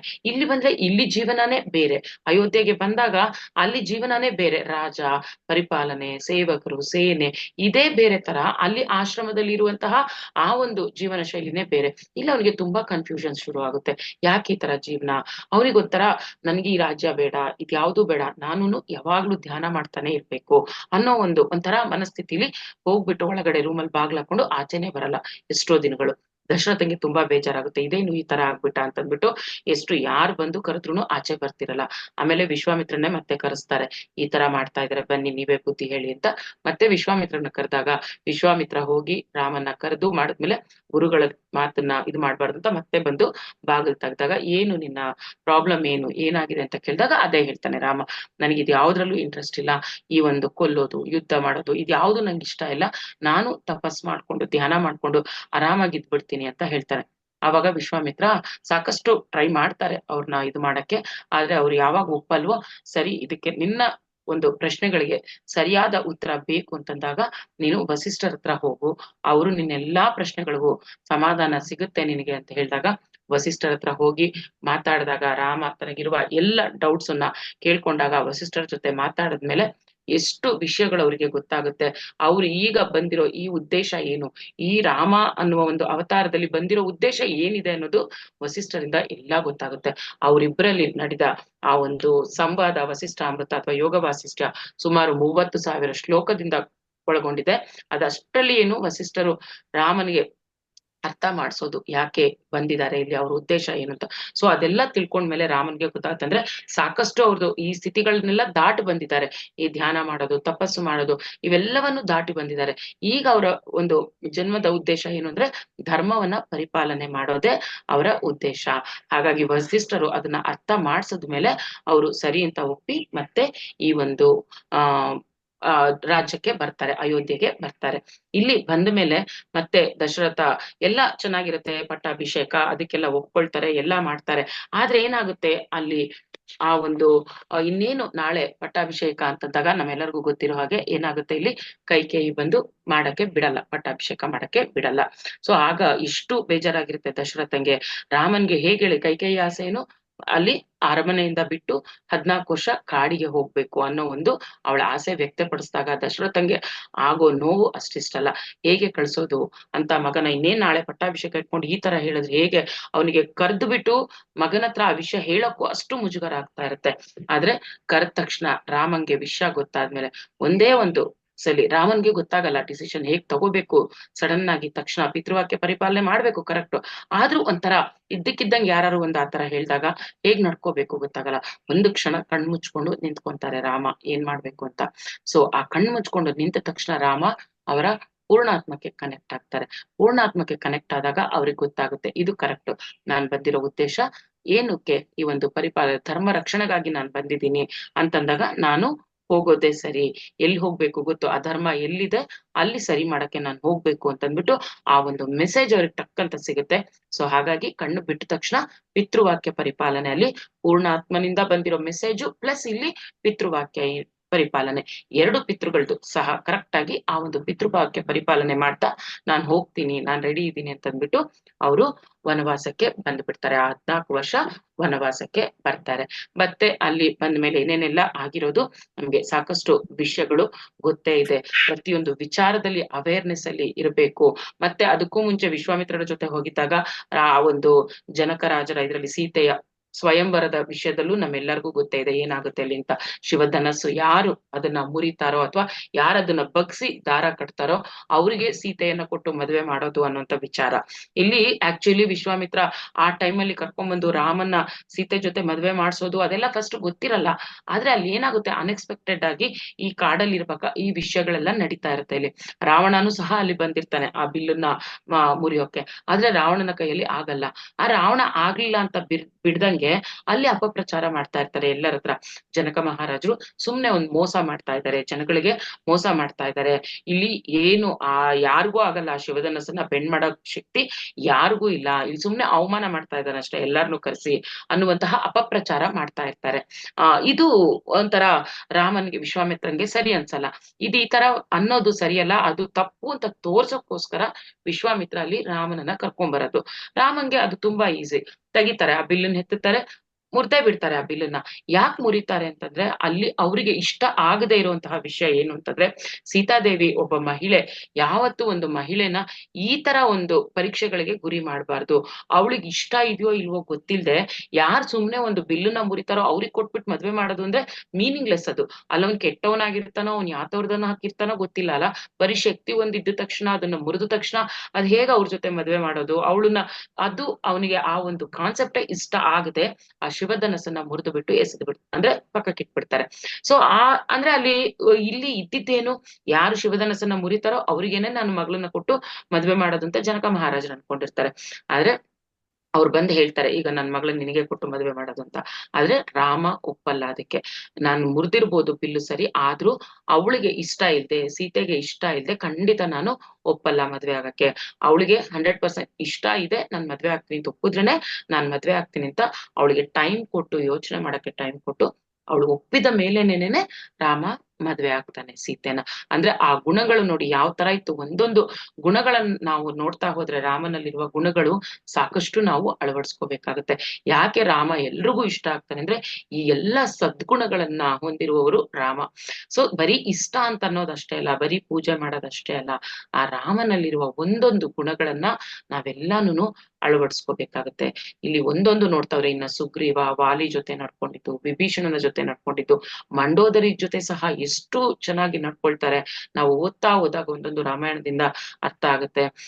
ಇವೆಲ್ಲ ಸಾಕಷ್ಟು ಸಮಯನೂ ಬೇಕು ಇದೆಲ್ಲ ಇನ್ನ ಹೇಳ್ತಾ ಹೋದ್ರೆ. ಇಲ್ಲಿ ಸುಗ್ರೀವಂದು ಒಂದು ಚಿಕ್ಕದು ಇನ್ನೊಂದು ಹೇಳ್ಬೇಕು ಅಂದ್ರೆ ವಾಲಿಗೆ ಸುಗ್ರೀವಂಗೆ ಆಗ್ತಾ ಇರಲ್ಲ. ಸುಗ್ರೀವ ಬಂದು ರಾಮನ ಹೆಲ್ಪ್ ಕೇಳ್ತಾನೆ ವಾಲಿಯಿಂದ. ವಾಲಿ ಜೊತೆ ಯುದ್ಧ ಮಾಡುವಾಗ ಸುಗ್ರೀವ ಗೆಲ್ಬೇಕು ಅಂತ. ಅಲ್ಲಿ ಎಲ್ರು ಏನಂತಾರೆ ಹಿಂದೆ ಬಂದು ಅಂದ್ರೆ ಬೆನ್ನ ಹಿಂದೆಯಿಂದ ಮೋಸ ಮಾಡಿ ಅಲ್ಲಿ ವಾಲಿನ ಕೊಂದ ಅನ್ನೋ ತರ ಎಷ್ಟೋ ಜನ ಹೇಳ್ತಾರೆ. ಆದ್ರೆ ಖಂಡಿತ ಇಲ್ಲ. ಮರೆಯಲ್ಲಿ ನಿಂತು ಅಲ್ಲಿ ಆ ಒಂದು ಬಾಣವನ್ನ ಬಿಡ್ತಾನೆ ವಾಲಿ ಸುಗ್ರೀವನ ಯುದ್ಧದಲ್ಲಿ. ಯಾಕೆ ಅಂತಂದಾಗ ವಾಲಿಗೆ ಒಂದು ವಿದ್ಯೆ ಇರುತ್ತೆ, ಆ ಒಂದು ಶಕ್ತಿ ಏನು ಅಂದರೆ ಯಾರು ಐ ಟು ಐ ಕಾಂಟ್ಯಾಕ್ಟ್ ಆದ್ರೆ ವಿತಿನ್ ಎ ಶಾರ್ಟ್ ಪೀರಿಯಡ್ ಏನಾಗುತ್ತೆ, ಯಾರು ವಾಲಿ ಜೊತೆ ಕಣ್ಣಲ್ಲಿ ಕಣ್ಣಿಟ್ಟು ನೋಡ್ತಾರೋ ಆ ಎದುರಿಗಿರೋ ವ್ಯಕ್ತಿಯಲ್ಲಿರುವ ಎಲ್ಲ ಎನರ್ಜಿಸು ವಾಲಿಗೆ ಬಂದ್ಬಿಡತ್ತಂತೆ. ಹಾಗಾಗಿ ಕಣ್ಣಿಗೆ ಕಣ್ಣು ಇಡಬಾರ್ದು, ದೃಷ್ಟಿಗೆ ದೃಷ್ಟಿ ಇದಾಗಬಾರ್ದು ಅಂತಷ್ಟೇ ರಾಮ ಪಕ್ಕದಲ್ಲಿ ಬಂದು ಪಕ್ಕದಿಂದ ಆ ಬಾಣವನ್ನ ಪ್ರಯೋಗ ಮಾಡಿ ವಾಲಿ ಸಂಹಾರ ಮಾಡ್ತಾರೆ. ಮತ್ತೆ ಇನ್ನ ಒಂದು ಈ ಗ್ರೂಪ್ ಕಾನ್ಶಿಯಸ್ ಅನ್ನೋದು ರಾಮನಿಂದ ಕಲಿಯೋ ವಿಚಾರ ಎಲ್ಲಿ ಬರುತ್ತೆ ಇನ್ನೊಂದಂದ್ರೆ, ಅಂದ್ರೆ ಎಲ್ಲರ ಒಂದು ಏನು ಯಾರು ಏನ್ ಸಜೆಷನ್ ಕೊಟ್ರು ಅದನ್ನ ಯಾವಾಗ್ಲೂ ರಾಮ ತಗೊಳಕ್ಕೆ ಅಂದ್ರೆ ನೋಡ್ತಾರೆ, ಎಲ್ಲ ಸಜೆಷನ್ ತಗೊಳ್ತಾರೆ. ಏನೇ ಒಂದು ಸಜೆಷನ್ ತಗೋಬೇಕು ಅಂತಂದಾಗ, ಏನೋ ಒಂದು ವಿಚಾರ ಬಂದಾಗ ಎಲ್ರನ್ನು ಕೂಡ್ಸಿ ಎಲ್ಲರ ಸಜೆಷನ್ ತಗೊಂಡು ಆಮೇಲೆ ಫೈನಲ್ ಡಿಸಿಷನ್ ರಾಮ ತಗೊಳ್ತಾ ಇರ್ತಾನೆ. ಯಾರು ಏನ್ ಸಜೆಷನ್ಸ್ ಕೊಟ್ರು, ಯಾಕೆ ಕೊಟ್ರು, ಏನ್ ಕೊಟ್ರು, ಅದ್ರಲ್ಲಿ ನಿಜ ಎಷ್ಟು ತಪ್ಪೆಷ್ಟಿದೆ ಅದೆಲ್ಲ ನೋಡ್ಕೊಂಡು ಡಿಸಿಷನ್ ತಗೊಂತಿರ್ತಾರೆ. ಇಲ್ಲಿ ಒಂದು ನಾವು ಕಲಿಬೇಕಾಗಿರೋದು ರಾಮನಿಂದ ಈ ಗುಣದಲ್ಲಿ, ನಮ್ಮ ಒಂದು ಫ್ಯಾಮಿಲಿ ಅನ್ನೋದಿರುತ್ತೆ. ಏನಾರು ಒಂದು ಡಿಸಿಷನ್ ತಗೊಳ್ಳುವಾಗ ಎಲ್ರು ಕೂತ್ಕೊಂಡು ಎಲ್ರು ಸೇರ್ಕೊಂಡು ಮಾತಾಡ್ಕೊಂಡು ಒಂದು ಡಿಸಿಷನ್ ತಗೋಬೇಕು.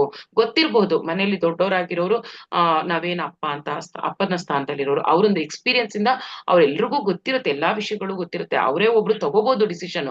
ಆದ್ರೂ ತಗೋಬಾರ್ದು, ಎಲ್ಲರನ್ನು ಕೂರ್ಸಿ ಎಲ್ಲರ ಜೊತೆ ಡಿಸ್ಕಷನ್ ಮಾಡಿನೇ ತಗೋಬೇಕು. ಯಾಕೆಂದ್ರೆ ಮಕ್ಳು ಚಿಕ್ಕವರಾಗಿದ್ರುನು ಎಷ್ಟೋ ವಿಚಾರಗಳು ಮಕ್ಳಿಂದ ಕಲಿಯುವಂಥದ್ದು ಇರುತ್ತೆ. ಸೊ ಆ ಮಕ್ಳಿಗೂ ನಾವು ರೆಸ್ಪೆಕ್ಟ್ ಕೊಡ್ಬೇಕು. ಹೇಳಿ ಒಂದು ವಿಚಾರನ ಹೇಳಿದಾಗ ಅದಕ್ಕೆ ಅವ್ರದ್ದೇನ್ ಪ್ರತಿಕ್ರಿಯೆ ಬರುತ್ತೆ ನೋಡ್ಕೊಂಡು ಸರಿ ಇದ್ರೆ ತಗೋಬೇಕು, ಇಲ್ದಿದ್ರೆ ಅದ್ರಲ್ಲಿ ಏನ್ ತಪ್ಪಿದೆ ಅಂತಾನು ನಾವ್ ಅರ್ಥ ಮಾಡ್ಸಿ ಹೇಳ್ಬೇಕು.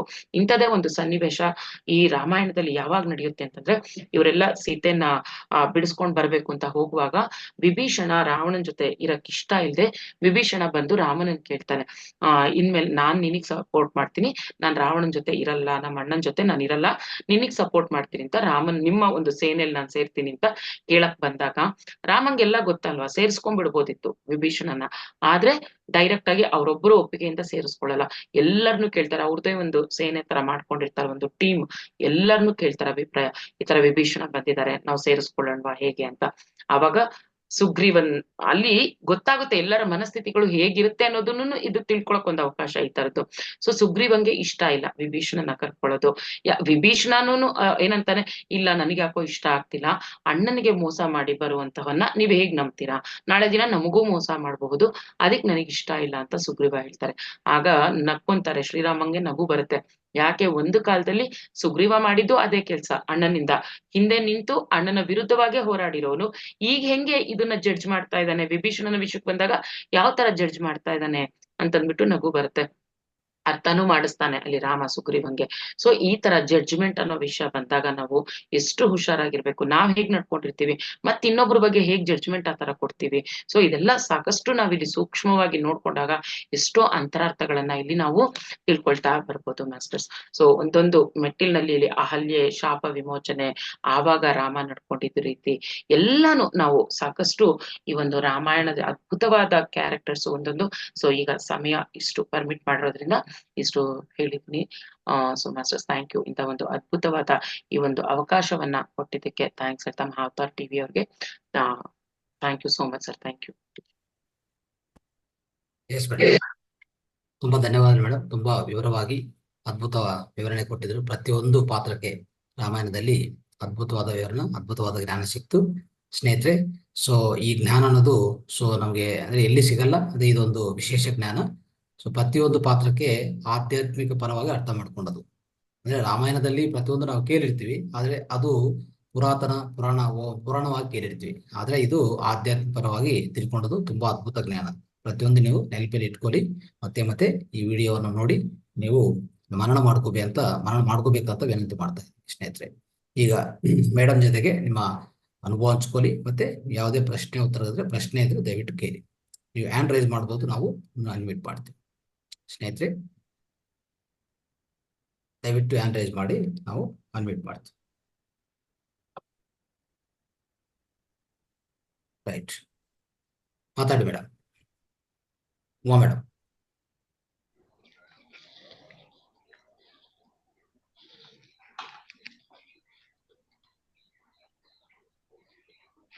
ಮೇಡಮ್ ಮಾತಾಡಿ.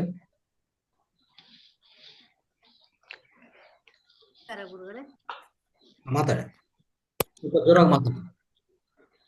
ನಮಸ್ಕಾರ ಮೇಡಮ್. ನಮಸ್ತೆ ಮೇಡಮ್. ನಮಸ್ತೆ.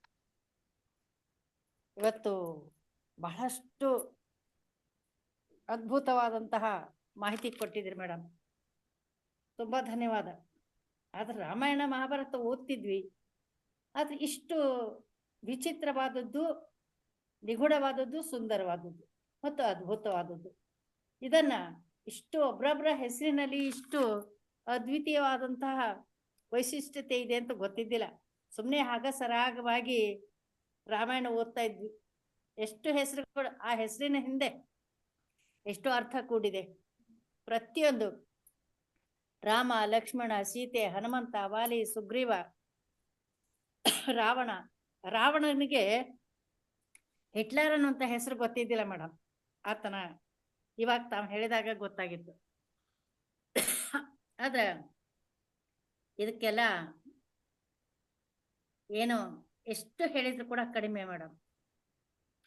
ರಾಮ ಲಕ್ಷ್ಮಣ ಅಷ್ಟು ಅನ್ಯೋನ್ಯವಾಗಿ ಅಣ್ಣ ತಮ್ಮಂದಿರಂತೆ ಇರುತ್ತೆ. ಯಾವುದೇ ಕಷ್ಟವನ್ನು ಬಂದ್ರು ಕೂಡ ಒಬ್ರಿಗೊಬ್ರು ಬಿಟ್ಟು ಕೊಟ್ಟಿರೋದಿಲ್ಲ, ಅಷ್ಟು ಸಹನೆ ತಾಳ್ಮೆಯಿಂದ ಇರ್ತಾರೆ. ಇದನ್ನು ಕೂಡ ನಾವು ಕಲ್ತ್ಕೊಳ್ಬೇಕು. ಆಮೇಲೆ ಇವರಿಂದ ಅಣ್ಣ ತಮ್ಮಂದಿರಲ್ಲೇ ಯಾವುದೇ ಇತ್ತೀಚಿನ ಜಗತ್ತಿನಲ್ಲಿ ಯಾವುದೇ ಭೇದ ಭಾವನೆ ಬರದಂತೆ ನಡೆದುಕೊಳ್ಳುವಂತ ಒಂದು ಸಲಹೆ ಕೂಡ ಇದೆ ಇಲ್ಲಿ. ಆದ್ರೆ ಇಷ್ಟೆಲ್ಲ ಇವರ ಹೆಸರಿನಲ್ಲಿ ನಮ್ಮ ಹೋರಾಟದ ಜೊತೆಗೆ ಅಂತರಾತ್ಮವನ್ನು ಸೇರಿಕೊಂಡು ಪ್ರತಿಯೊಬ್ಬರ ಪಾತ್ರದ ಆಧ್ಯಾತ್ಮಿಕ ರೀತಿಯಲ್ಲಿ ಕೂಡ ತಾವು ವಿಶಿಷ್ಟತೆಯನ್ನು ಹೇಳಿದ್ರಿ. Sorry madam. ಆಯ್ತಮ್ಮ. ಧನ್ಯವಾದ ಮೇಡಮ್, ತುಂಬಾ ಧನ್ಯವಾದ. ಏನ್ ಹೇಳ್ಬೇಕು ಗೊತ್ತಾಗಲ್ಲ, ಯಾಕಂದ್ರೆ ಅಷ್ಟು ವೈಶಿಷ್ಟ್ಯತೆ ಇದೆ ಇದರಲ್ಲಿ. ಆ ವೈಶಿಷ್ಟ್ಯತೆ ನಾವು ತಿಳ್ಕೊಳ್ಬೇಕು. ಅಂದ್ರೆ ಮಕ್ಕಳಿಗೆ ನಾವು ಇನ್ನೊಂದ್ ಏನ್ ಗೊತ್ತಾಗುತ್ತೆ ಅಂದ್ರೆ, ಮಕ್ಕಳಿಗೆ ನಾವು ಒಂದ್ ಹೆಸರು ಇಡ್ತೀವಂದ್ರ ಆ ಹೆಸರಿನಲ್ಲಿ ಇಷ್ಟು ಗೂಢಾರ್ಥ ಇದೆ ಅಂತ ಕೂಡ ತಿಳ್ಕೊಳ್ಬೇಕು. ತಿಳ್ಕೊಂಡು ಹೆಸರಿಡೋದನ್ನು ಕಲಿಬೇಕು. ಚೆನ್ನಾಗಿತ್ತು ಮೇಡಮ್, ತುಂಬಾ ಅದ್ಭುತ. ಧನ್ಯವಾದ ಗುರುಗಳೇ. ನಮಸ್ಕಾರ. Thank you. ನಾವ್ ಇನ್ನ ಒಂದು ಇಲ್ಲಿ ರಾಮಾಯಣದಲ್ಲಿ ಮೇನ್ ಅರ್ಥ ಮಾಡ್ಕೋಬೇಕು. ರಾಮ ಆ ಒಂದು ಎಷ್ಟು ಶಕ್ತಿ ಇತ್ತು ಅಂದ್ರೆ, ದೈವಿ ಪುರುಷರು, ದೇವರ ಅವತಾರನೇ ರಾಮ ಅಂತ ಆದ್ರೂ ಎಲ್ಲಾ ಶಕ್ತಿಗಳು ಅವರಲ್ಲಿ ಇರುತ್ತೆ. ಯಾಕೆ ಇಷ್ಟು ಕಷ್ಟ ಪಡ್ಬೇಕಿತ್ತು ಅಂತಾನು ಎಷ್ಟೋ ಕ್ವೆಶನ್ ಇರುತ್ತೆ. ಇಷ್ಟೆಲ್ಲ ಸೀತೆ ಹುಡ್ಕೊಂಬರಕ್ ಇಷ್ಟು ಕಷ್ಟ ಪಡ್ಬೇಕಾ, ದೇವ್ರೆ ತಾನೇ ಕರ್ಕೊಂಡ್ ಬಂದ್ಬಿಡ್ಬೋದಿತ್ತು ಅನ್ನೋದನ್ನು ಎಷ್ಟೋ ಜನ ಹೇಳ್ತಾರೆ. ಆದ್ರೆ ಅವ್ರು ಯಾಕೆ ಶಕ್ತಿಯಿಂದ ಪ್ರದರ್ಶಿಸಲಿಲ್ಲ, ಪ್ರತಿಯೊಂದು ಯುಕ್ತಿಯಿಂದಾನೇ ಮಾಡಿದ್ರು. ಯಾಕೆಂದ್ರೆ ಒಬ್ಬ ಸಾಮಾನ್ಯ ಮನುಷ್ಯನಲ್ಲಿ ಸಹ ಈ ತರ ಎಷ್ಟೋ ಕಷ್ಟಗಳು ಬರ್ತಾ ಇರುತ್ತೆ. ದೇವ್ರಂತಲ್ಲ, ಇಷ್ಟು ಅವ್ರು ಭೂಲೋಕಕ್ಕೆ ಬಂದ್ಮೇಲೆ ಅವರು ಒಬ್ಬ ನಾರ್ಮಲ್ ಮನುಷ್ಯನ್ ತರನೇ. ಸೊ ಮನುಷ್ಯನಿಗೆ ಎಷ್ಟೆಲ್ಲಾ ಕಷ್ಟಗಳು ಬರ್ತಾ ಇರುತ್ತೆ, ಹೇಗ ಆ ಕಷ್ಟಗಳಿಂದ ಆಚೆ ಬರಬಹುದು ಅನ್ನೋದನ್ನ ತೋರ್ಸಕ್ಕೆ ಅಲ್ಲಿ ರಾಮ ದೇವರಾಗಿದ್ರು ಯಾವುದೇ ಒಂದು ಶಕ್ತಿಗಳನ್ನ ಅಲ್ಲಿ ಉಪಯೋಗಿಸ್ಕೊಳ್ಳಿಲ್ಲ. ಪ್ರತಿಯೊಂದು ಯುಕ್ತಿಯಿಂದ ಮಾಡಿದ್ರು ಅವರು. ಅದನ್ನ ಪ್ರತಿಯೊಬ್ಬ ಅಳವಡಿಸ್ಕೊಳ್ಳಿ, ಪ್ರತಿಯೊಂದು ಮನುಷ್ಯರು ಇದನ್ನ ಅಳವಡಿಸ್ಕೊಳ್ಳಿ ಅನ್ನೋದೇ ಮುಖ್ಯ ಉದ್ದೇಶ ಅಲ್ಲಿ ರಾಮಾಯಣದಲ್ಲಿ. ಸೊ ಹಾಗಾಗಿ ನಾವು ಒಂದು ಯುಕ್ತಿ ಅನ್ನೋದು ನಮ್ಮಲ್ಲಿ ಇದ್ರೆ ಎಂತಹ ಒಂದು ಆ ಒಂದು ಸನ್ನಿವೇಶಗಳನ್ನ ಸಹ ನಾವು ಆ ಸಿಚುವೇಶನ್ಸ್ ಇಂದ ನಾವು ಆಚೆ ಬರಬಹುದು ಅಂತ ತೋರಿಸುತ್ತೆ ರಾಮಾಯಣ. ಈ ಯುಕ್ತಿ ಎರಡು ಅದರ ಸೀತಾಯ ಮಾತ್ರ ಇದಕ್ಕೂ ಎಷ್ಟು ಟ್ಯಾಲಿ ಇದೆ ಅನ್ನೋದು ಗೊತ್ತಾಗತ್ತೆ. ಆದ್ರೆ ಹೆಸರಿನ ಹಿಂದೆ ಇಷ್ಟು ವೈಶಿಷ್ಟ್ಯತೆ ಗೂಢಾರ್ಥ ಇದೆ, ಬಹಳಷ್ಟು ಅದ್ಭುತವಾದದ್ದು. ಆಧ್ಯಾತ್ಮಿಕ ದೃಷ್ಟಿಯಿಂದ ನೋಡಿದ್ರೆ ತಿಳ್ಕೊಳ್ಳೋದು ಬಹಳಷ್ಟಿದೆ. ಒಬ್ರೊಬ್ರು ಋಷಿಗಳು ಕೂಡ ಯಾವ ರೀತಿಯಿಂದ ಹೆಲ್ಪ್ ಮಾಡಿದ್ರು, ಮತ್ತೆ ಯಾವ ರೀತಿಯಿಂದ ಕಷ್ಟಗಳನ್ನ ರಾಕ್ಷಸರಿಂದ ಸಂಹಾರ ಮಾಡಿದ್ರು ಅನ್ನೋದು ಕೂಡ ಗೊತ್ತಾಗತ್ತೆ. ಆ ಮಾತೆಯರ ಅಲ್ಲಿರುವಂತ ಗುಣಗಳು ಕೂಡ ರಜೋತ್ತಮ ತಾಮಸ ಇವು ಸಹಿತ ಗೊತ್ತಾಗತ್ತೆ. ಎಷ್ಟು ಅದ್ಭುತ ಮೇಡಮ್, ನಿಜವಾಗೂ. ಅಂದ್ರೆ ಇಷ್ಟು ನಾವು ಏನೋ ಒಂದ್ ಮಾಡ್ಲಿಕ್ಕೆ ಹೋಗ್ತಿವಿ, ಅದ್ರ ಹಿಂದೆ ಏನಿದೆ ಅಂತ ತಿಳ್ಕೊಳಂಗಿಲ್ಲ. ಒಟ್ಟ ಸರಳವಾಗಿ ಹೀಗಿದೆ ಇಲ್ಲಪ್ಪ ನಡ್ಕೊಂಡು ಹೋಗೋದು ಅಂತ. ಆದ್ರೆ ಅದು ಅಲ್ಲ. ನಿಜವಾಗೂ ಇವತ್ತೇನು ಹೇಳಿದಿರಲ್ಲ, ಇದು ಬಹಳಷ್ಟು ಅದ್ಭುತವಾಗದಿದ್ದು. ಬಹಳ ಸಂತೋಷ ಆಯ್ತು ಮೇಡಮ್. ತಮಗೆ ಧನ್ಯವಾದ.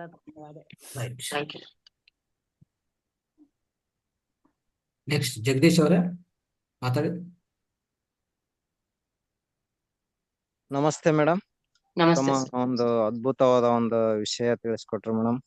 ರಾಮಾಯಣ ಇಷ್ಟೊಂದು ಆಧ್ಯಾತ್ಮಿಕವಾಗಿ ಈ ತರ ಇದೆ ಅನ್ನೋದು ನಮಗೇನು ಗೊತ್ತಿರ್ಲಿಲ್ಲ. ರಾವಣ ಹಿಟ್ಲರ್ ಆಗಿದ್ದು ಈಗ ಹೊಸ ಒಂದು ಇದರಲ್ಲಿ ಅದು ನಮಗೆ ಹೊಸ ವಿಷಯ ತಿಳಿತು. ಅವರ ಒಂದು ಹೆಸರಲ್ಲಿ ಇರ್ತಕ್ಕಂಥ ಮಹತ್ವ, ಆ ಹೆಸರುಗಳನ್ನ ಇಟ್ಟಿರೋದು, ಅದಕ್ಕೆ ಪ್ರತಿಯೊಂದಕ್ಕೂ ಆಧ್ಯಾತ್ಮಿಕ ಒಂದು ಅರ್ಥ ಇದೆ ಅನ್ನೋದನ್ನ ತಿಳಿಸ್ಕೊಟ್ರು. ವಸಿಷ್ಠ, ವಿಶ್ವಾಮಿತ್ರ, ಭರತ, ಕೌಶಲ್ಯ, ಜನಕ ಮಹಾರಾಜ, ದಶರಥ, ಪ್ರತಿಯೊಬ್ಬರ ಒಂದು ಅರ್ಥ, ಅವರು ಇರ್ತಕ್ಕಂಥ ಗುಣಗಳನ್ನ ಇಲ್ಲಿ ನಾವು ಅಭಿವ್ಯಕ್ತಿ ಪಡಿಸೋದನ್ನ ತುಂಬಾ ಚೆನ್ನಾಗಿ ತಿಳಿಸ್ಕೊಟ್ರು ಮೇಡಮ್. ಕಿಷ್ಕಿಂಧೆ ಅಂದ್ರೆ ಧ್ಯಾನದಿಂದ ಅಶೋಕವನ, ಅಲ್ಲಿ ಸೀತಾ ಮತ್ತೆ ಶೋಕನೇ ಪಡ್ಲಿಲ್ಲ ಅನ್ನೋದು ಅಂತ ಒಂದು ಪರಿಸ್ಥಿತಿಯಲ್ಲಿ ಹೇಳ್ತಕ್ಕಂಥದ್ದು ಬಹಳ ಚೆನ್ನಾಗಿದೆ. ಆಮೇಲೆ ಕಿಷ್ಕಿಂಧೆ ಅಂದ್ರೆ ಧ್ಯಾನದಲ್ಲಿ ಬರಕ್ ಮೊದ್ಲು ಹೇಗಿದ್ವಿ, ನಮ್ಮ ಕಿಷ್ಕಿಂಧೆ ನಗರ ಆಗಿತ್ತು ನಮ್ಮ ಒಂದು ಇದು. ಧ್ಯಾನಕ್ಕೆ ಬಂದ ನಂತರ ನಾವು ಹೆಂಗೆ ಬದಲಾವಣೆ ಆಗಿದ್ದೇವೆ ಅನ್ನೋದನ್ನ ತಿಳಿಸ್ಕೊಟ್ರಿ.